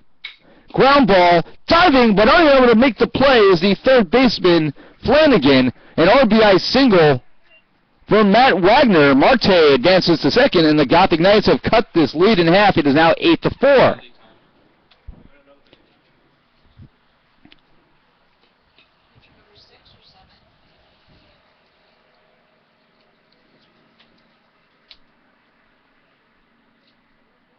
And we'll have yet another pitcher as Mike Cassiano will be due up. He would be the 9th batter of the inning.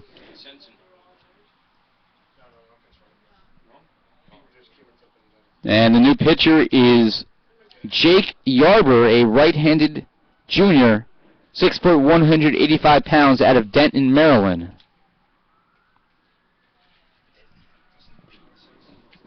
New pitcher is number 9, Jake Yarber.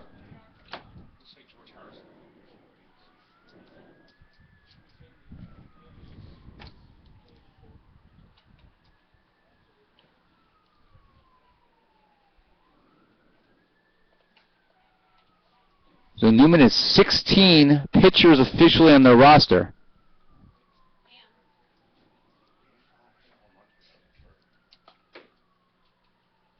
And Yarber will be the 6th utilized today.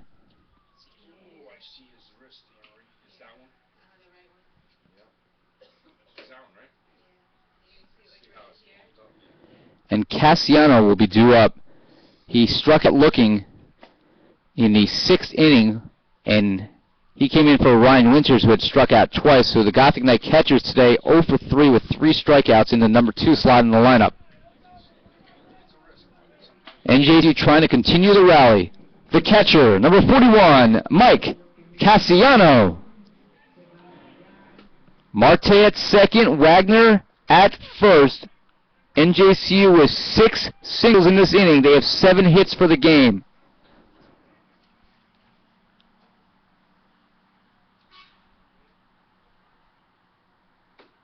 Curveball is wide.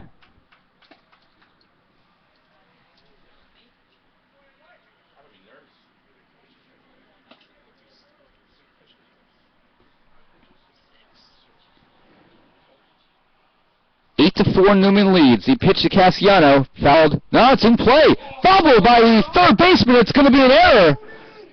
As from my vantage point, I thought that was going to be fouled off, and somehow the third baseman, Flanagan, I guess on a couple hops there, hit him in the chest and carried him away, and the Gothic Knights get a break. Just a second error against Neumann today, and the bases are loaded.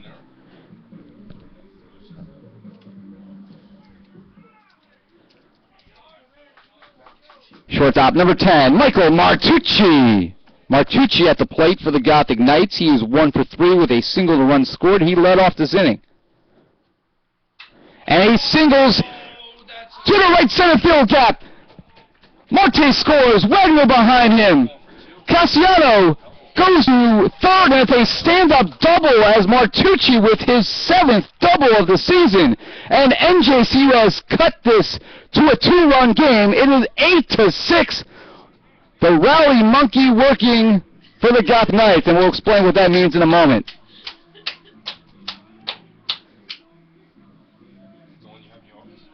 It is indeed the one I have in my office.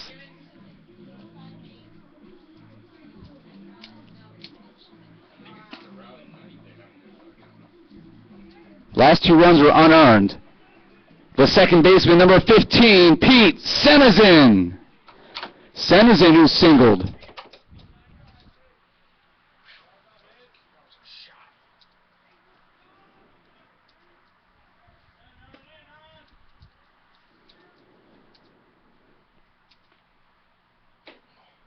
And Senizin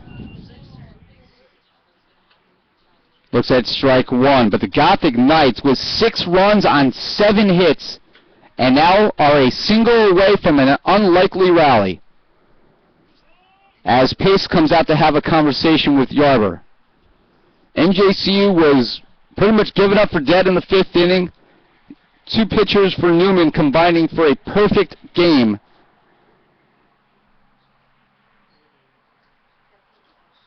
But NJCU against the rest of the Neumann bullpen, specifically here in the 7th inning, has staked a 6-run rally. It is 8-6 Neumann, with Senizin the 11th batter of the inning. He singled and scored. Fastball is strike 2. 8 runs, 10 hits, 2 errors for Neumann, 6, 8, and 4 for the Knights.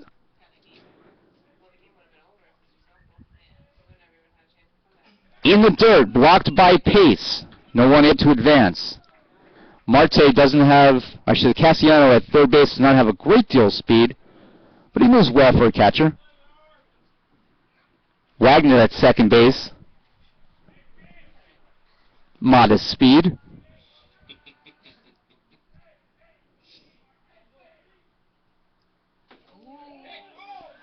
Just a little low there.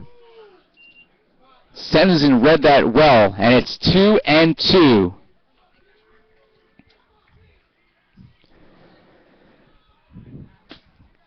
Two outs here in the bottom of the seventh inning. The pitch to Senderson. In the dirt, it's ball 3. And everyone will be in motion on this pitch. A walk would bring up Rob Roman.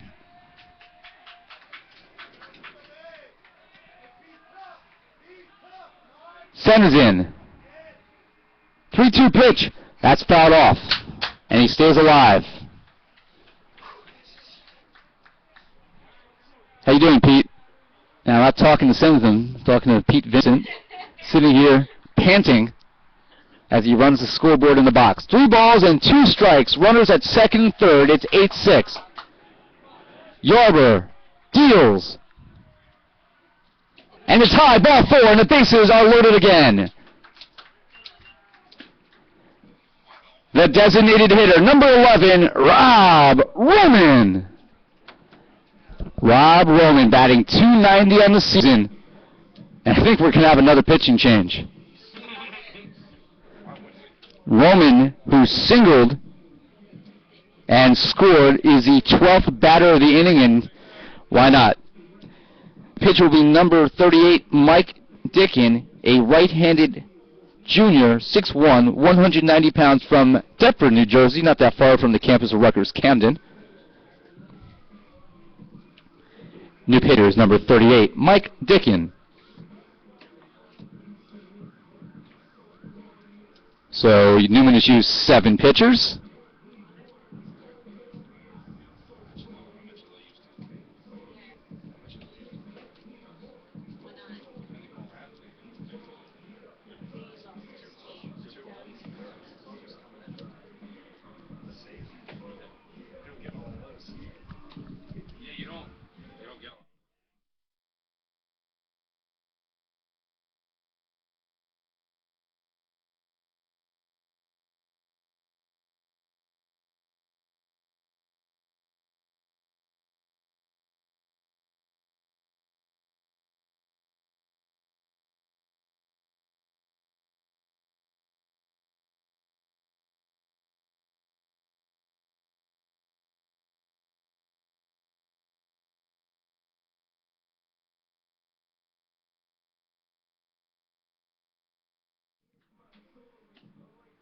So NJCU loading the bases here yet again in the bottom of the 7th inning. This is why you never say never in baseball. You never give up until all 27 outs have been recorded, because the Gothic Knights are a single away from tying this game. And Rob Roman at the plate, Gothic Knights sophomore captain. He's DH today, one of 4 captains on this year's squad with Bastillo, Maldonado, and Rivera. Dickin. The base is loaded. Inside.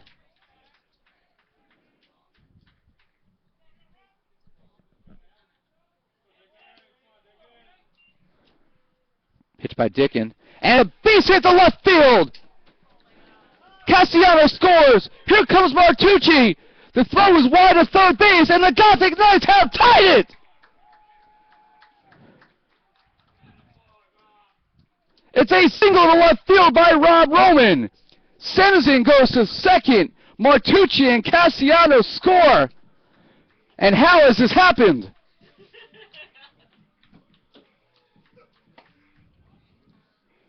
NJCU was being no-hit perfect gamed to make up a word in the 5th inning, and 8 runs.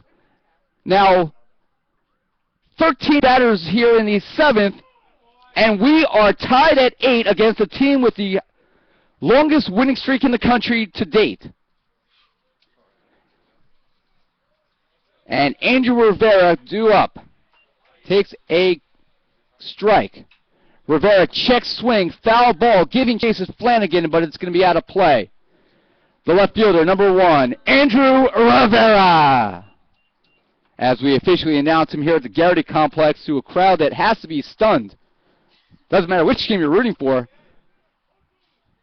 And it's an 0-2 count.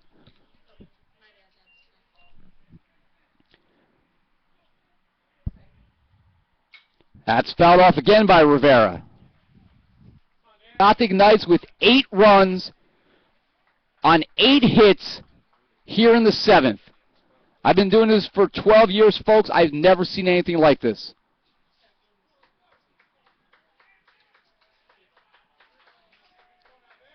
The 0-2 pitch. That is fouled away again. The way this game started, I don't think anyone would have blamed the Knights if they, I don't want to say waved the white flag, but more or less, that's a game that you're out of. But they hung in. They held on to Coach Smith's strategy of pitch by pitch, and they have knotted this at 8, and the inning isn't over yet. The throw got by the second baseman. It was a fake. I got faked out. Mike Kelly, how about that? Dickin looking to, that was executed perfectly. The throw to second base and not biting was Senizin as they faked the throw, and both the second baseman and shortstop sold it to try to see if Senizin would take off. Rivera hits in the air to left field, backing up, and finally making the catch in front of the fence was the new second baseman, Kalish. And the inning has reluctantly come to an end. The new left fielder, Kalish, made the catch. And the inning has come to an end, but not before the Gothic Knights with 8 runs. You've heard it right. On 8 hits, 1 error, and 2 left on. We head to the 8th. It's a brand new ball game for the Gothic Knights. And the new pitcher for NJCU will be Zach Markle, and Nelson Maldonado is off the hook.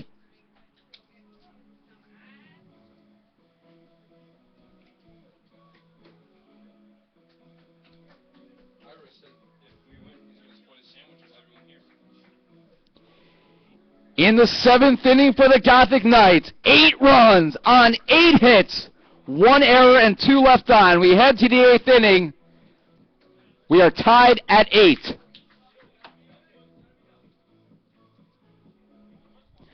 Gothic Knights have a new third baseman. Actually, we have a couple new changes here. Now playing third base is Stefan Segan, number 12, and Angel Marte, number 14, now playing first base. Now pitching for the Knights, number 5, Zach Markle.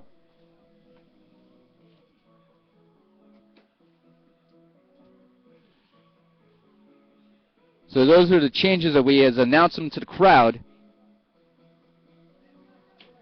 And I don't know what to say other than holy cow.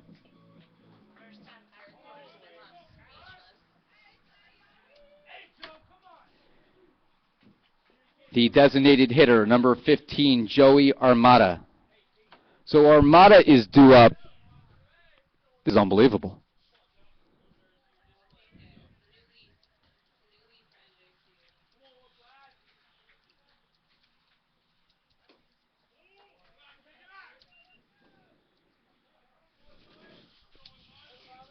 This isn't your grandfather's Gothic Knights, apparently.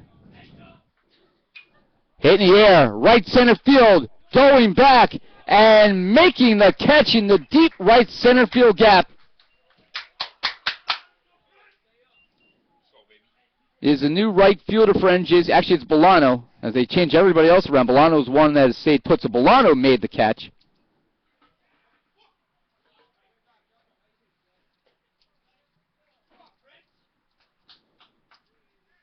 And that will bring up the shortstop, number 5, Johnny Pritz.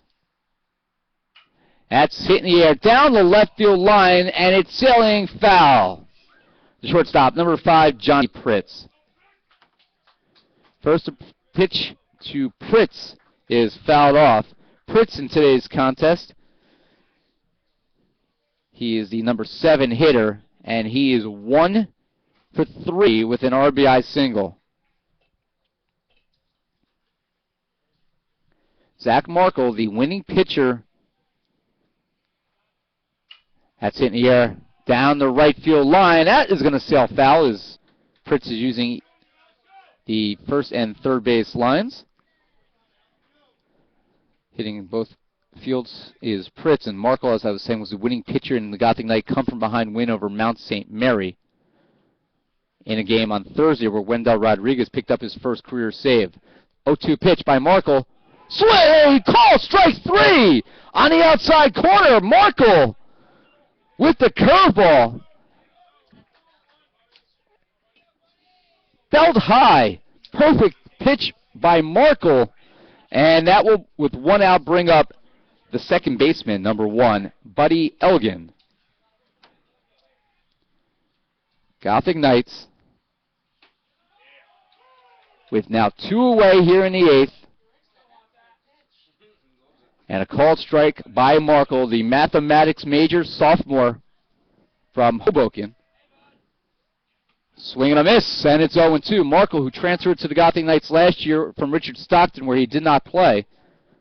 And he actually joined us on air for an interview on Friday. That's hit in the air. Foul. Giving chase is Segan. I believe it's going to be out of play, and Segan goes over the fence and stays in play, but the ball does not. I sense a new energy with this team right now after pulling off so far what has been just an amazing comeback, but it's not over as the game is tied. Now, we will explain the monkey in a moment. I made a monkey reference before, and I'm not talking about the Anaheim Angels, which had a rally monkey when they won a World Series.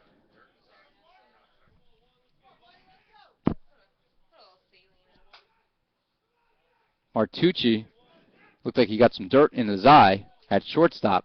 The 0-2 pitch by Markle. Swing and a miss! Back-to-back Ks by Markle! And Neumann goes 1, 2, 3 in the 8th. No runs, no hits, and nobody left. We head to bottom of the 8th inning. The Gothic Knights trying to add on to what has already been a miraculous comeback. 8th inning for Neumann. No runs, no hits, and nobody left. My graduate assistant, Katie Beckman, who was on the softball trip to Fort Myers prior to her Florida vacation. All right, it wasn't a vacation. It was more of a working trip. Okay, it's a business trip. But the week before, I gave her the week off, and she went with her grandmother to Costa Rica. She went zip lining, hiked up mountains, laid in the sun a little bit. Almost drowned scuba diving. That's actually true. She did almost drown scuba diving. She's okay, so we can laugh about it. And I got back to my office on Monday after the return from Florida, and sitting on my desk, a monkey. A cute little monkey. It was not living. It was stuffed. She did not smuggle a real monkey in through customs. But we do have a rally monkey in the office now. The right fielder, number 7, Orlando Bolano. Bolano leading off, hitting 176.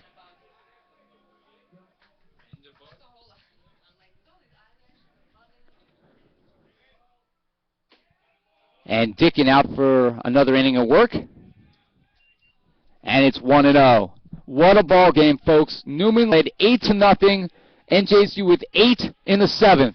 Bolano, ground ball. Flanagan this time got a good handle on it. Throw to first in time. Bolano's out 5-3. And that will bring up the third baseman, Segan. Third baseman, number 12, Stefan Segan. Segan struck out swinging in the 7th inning. He's 0 for 2 with a pair of strikeouts today. Gothic Knights trying for a 9th run. That's inside.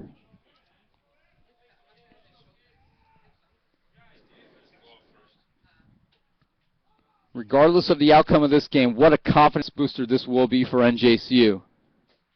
That's called strike. Neumann is a team that you put them in the NJAC this year, could win the NJAC. They're that good. They've already beaten the best team in the league at their home field, knocking off Kane. That's a called strike. It's 1-2. They also have a win over Rutgers Newark, although they did lose twice to Ramapo. But Neumann would do very well in the NJAC, in my opinion. That's fouled off.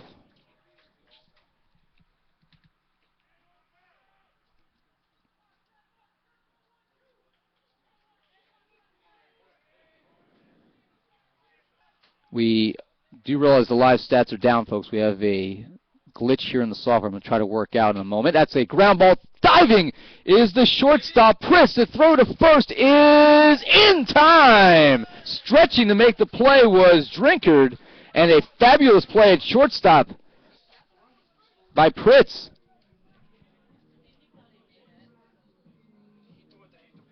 And Segan not running hard out of the box, and would have been safe had he darted from the start.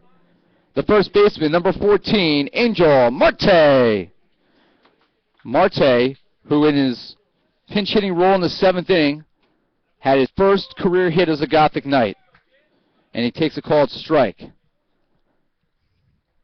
Marte, who has home run power. In the air to center field, but right at the center fielder. And the inning comes to an end as the Gothic Knights go 1-2-3 as Neumann did in the 8th. 8th inning for NJCU, no runs, no hits, nobody left. We head to the 9th. We are tied at 8.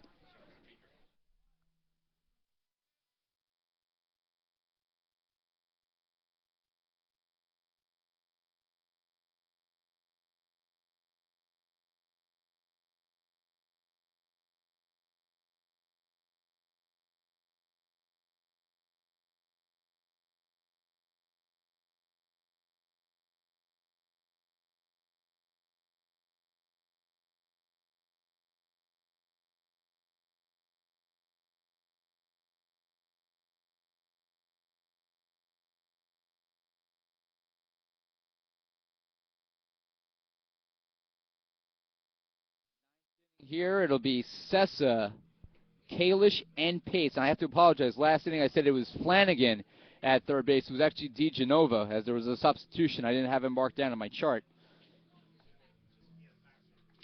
Zach Markle out for a 2nd inning of work. The center fielder, number 32, Marty Sessa. Sessa, the number 9 hitter, is 2 for 3, 2 singles, 2 RBIs.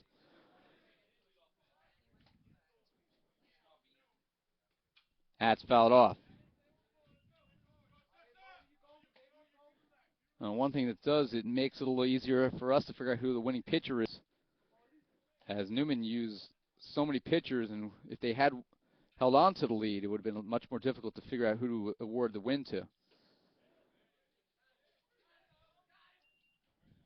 Inside 1-1.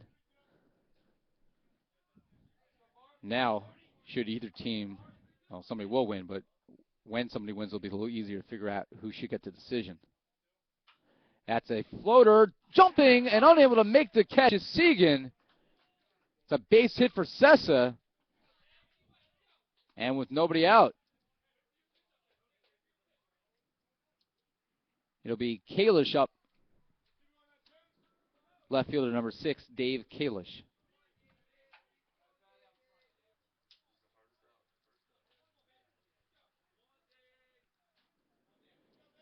Kalish, who was a pinch runner and later came around to third where he was stranded. Throw back to first. Sessa in standing.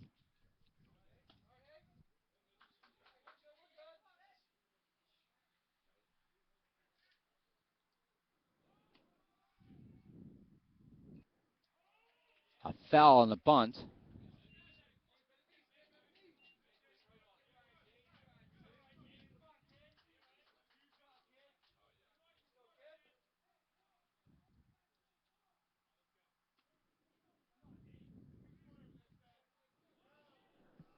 Throw back to first. Sessa again in standing. Marte applying the tag.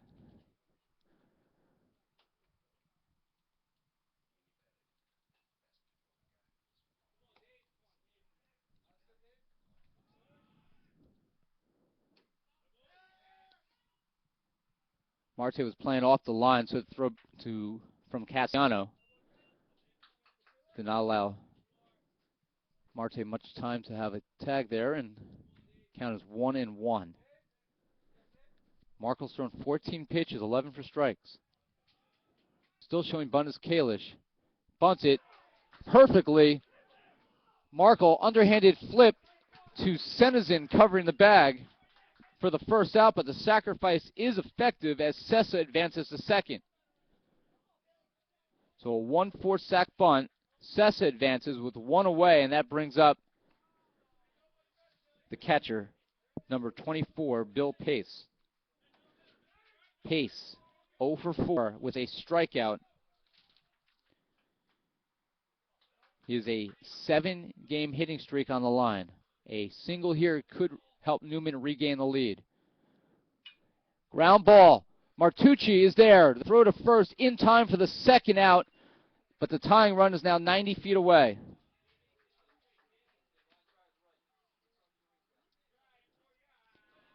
And that will bring up the right fielder, Bobby Kalin. The right fielder, number 4, Bobby Kalin.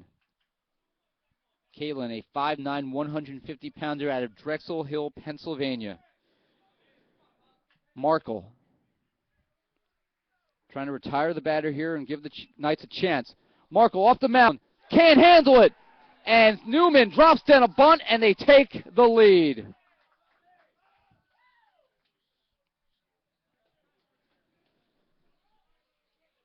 A drop bunt Markle could not handle, and Kalin bunts his way on. Sessa scores, and it's 9-8. Third baseman, number 26, Alex DeGenova.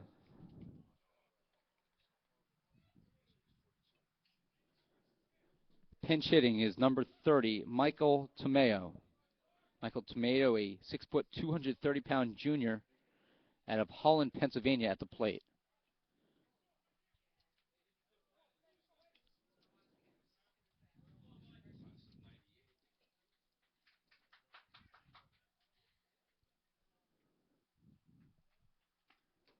Inside.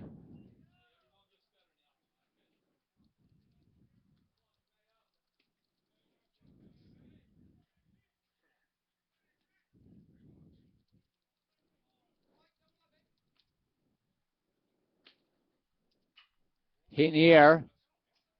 Deep center field, and it's over the head of Wagner and will roll to the wall. Kalin around second, on his way to third. He's being waved home. He will score. It's a RBI double for Tomeo. And Neumann, with 2 here in the top of the 9th, have regained a 10-8 lead.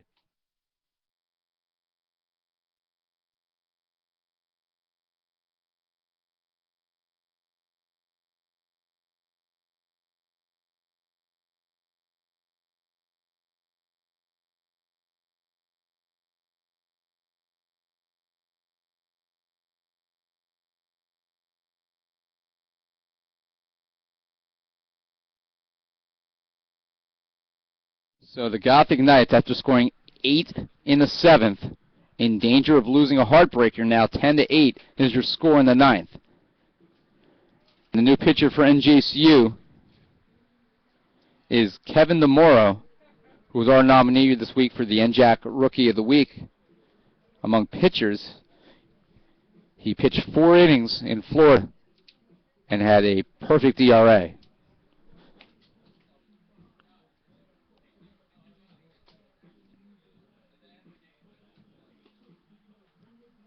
On the season, DeMoro now 5 appearances either as a position player or as a pitcher. As a pitcher, this will be his 4th appearance. In 4.2 innings of work, he's allowed 3 runs, but all were unearned, and 5 hits, struck out 3, walked 1, faced 18 batters. His opposing batting average of 278. Steph, batting average is pretty low considering 240 on the year coming in. NJCU hitting 304 as a team.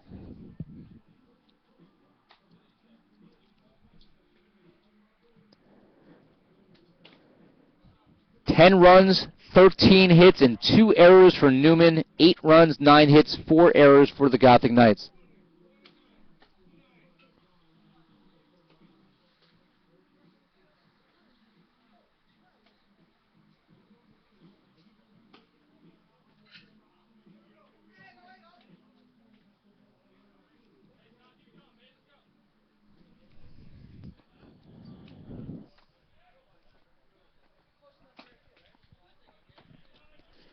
The first baseman, number 25, Tyler Drinkard. Drinkard.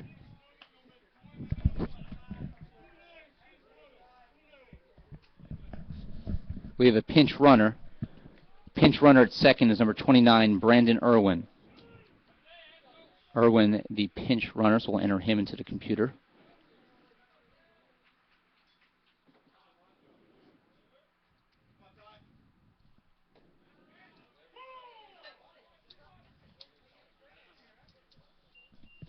And the first pitch to Drinkard is a strike. Drinkard today is 2 for 4 with a double and a 2-run homer. Inside, 1-1. NJCU with 8 runs in the 7th. And while it makes a great story, might be for naught.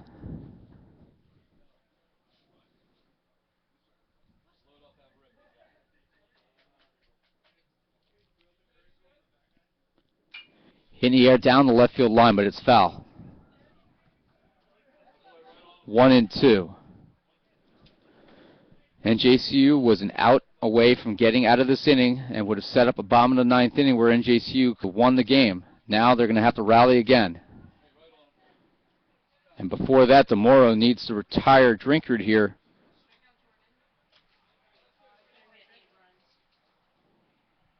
One-two pitch. Strike 3 looking, and the inning is over, but not before Neumann scores twice on 3 hits. 1 left on. We head to the bottom of the 9th. Last chance for NJCU, trailing 10-8.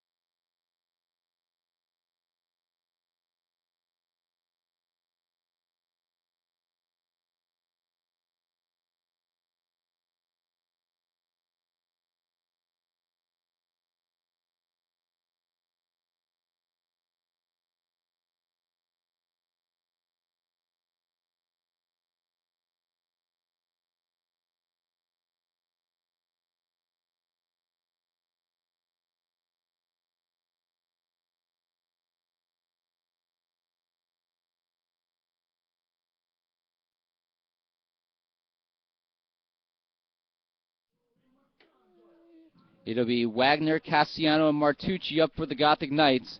And the new pitcher is number 27, Eric Klimoff, a junior right-hander from Coatesville, Pennsylvania, 6 foot, 175 pounds. Anthony LaCava now plays third base. He's out of Toms River, New Jersey.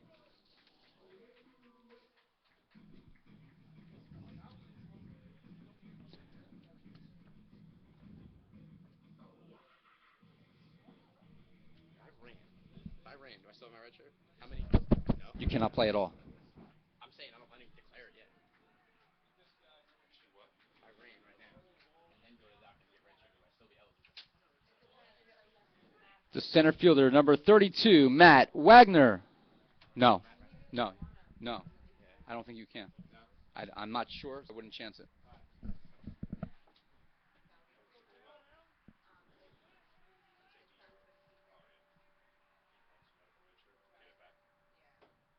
And that's a strike to Coutinho. Delio Coutinho, who was just in the booth, you might have overheard that, was injured.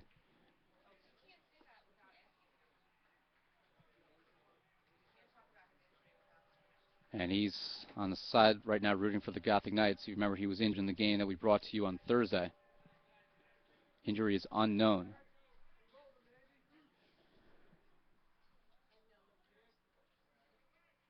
One and two. That's fouled away.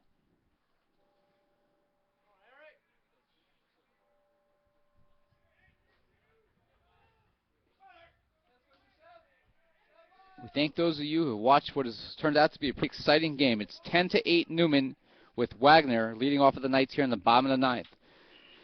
Hit in the air towards third base. LaCava drifting back and makes the catch in fair territory for the first out. LaCava, the new third baseman.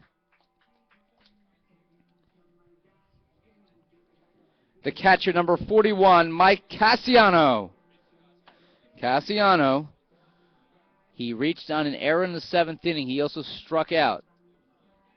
He came around and scored.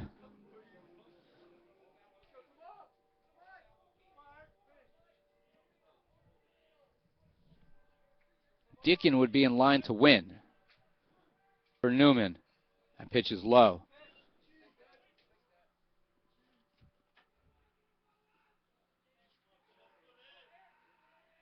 Klimoff has 5 saves already. Check swing in the air, right center, coming quickly and making the catch is Kalen, and there's now 2 away.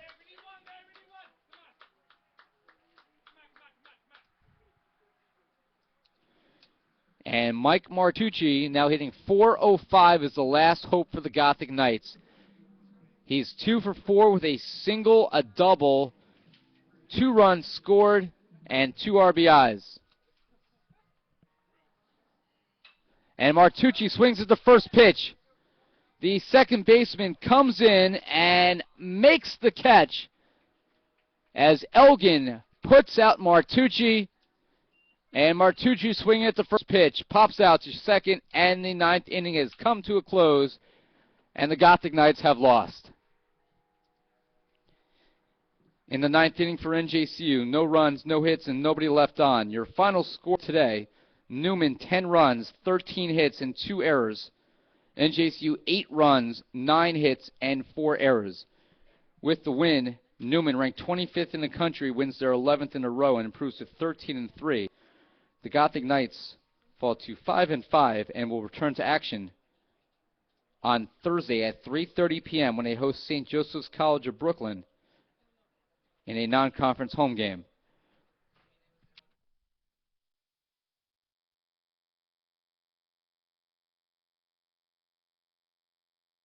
So as we wrap that up for the fans in attendance here, we'll go over the final numbers here as this game ends in 2 hours and 33 minutes.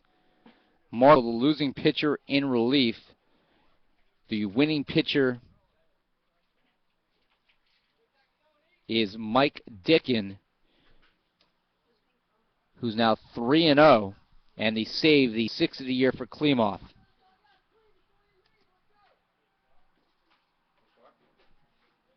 Those we officialize the stats here. 2, 3, 4, 5, 6, 7, 8 pitchers. Wow. 8 pitchers used by Neumann today. Klimoff with his 6th save. Markle suffers his first loss in a game that lasted 2 hours and 33 minutes with an official attendance of 113.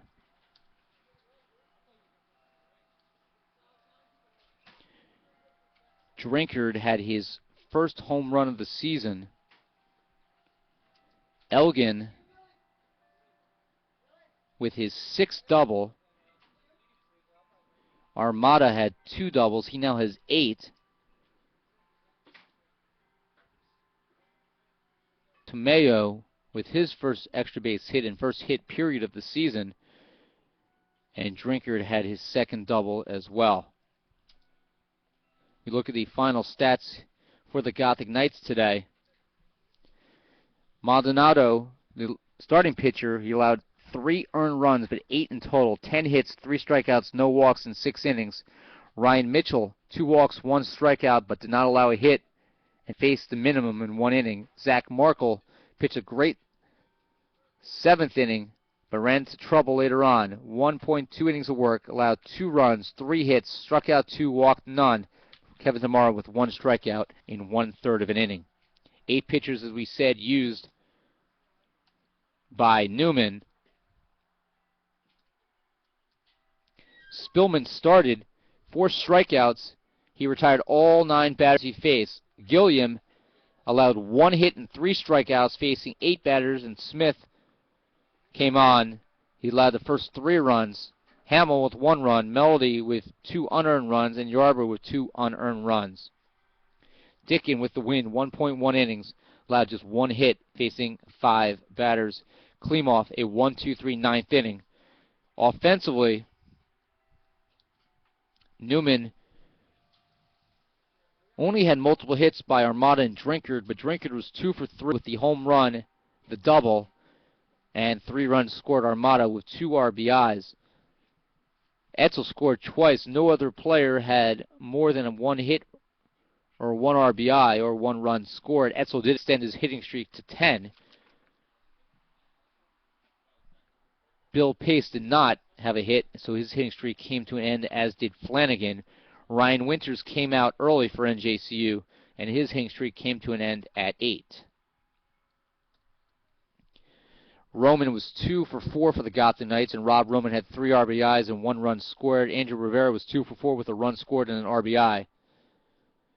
Wagner was 1 for 2 with 1 RBI and 1 run scored. Martucci was 2 for 5, 2 runs, 2 RBIs, and another double for NJCU. So that will do it here in Jersey City. Special thanks to the Gothic Knights' Wendell Rodriguez, who helped us out on camera today. Neumann University, 10 runs, 13 hits, and 2 errors, and they win their NCAA Division III leading 11th game in a row. NJCU falls to 5-5 as they lose the first game back from Florida. 8 runs, 9 hits, and 4 errors today for NJCU. The Gothic Knights will play Game 2 of a 6-game homestand, and that game will be on Thursday at 3:30 against St. Joseph's College of Brooklyn. The Bears coming into Jersey City to take on the Gothic Knights. Gothic Knights with 8 runs in the bottom of the 7th inning to rally from an 8-0 deficit, but it wasn't enough. 2 runs in the top of the 9th for Neumann, and that is the difference. And Neumann is your winner today by a score of 10-8. For everyone at NJCU Athletics, I'm Ira Thor saying thanks for watching today's game here on the Green and Gold Network. Until we talk to you on Thursday, be well, everybody.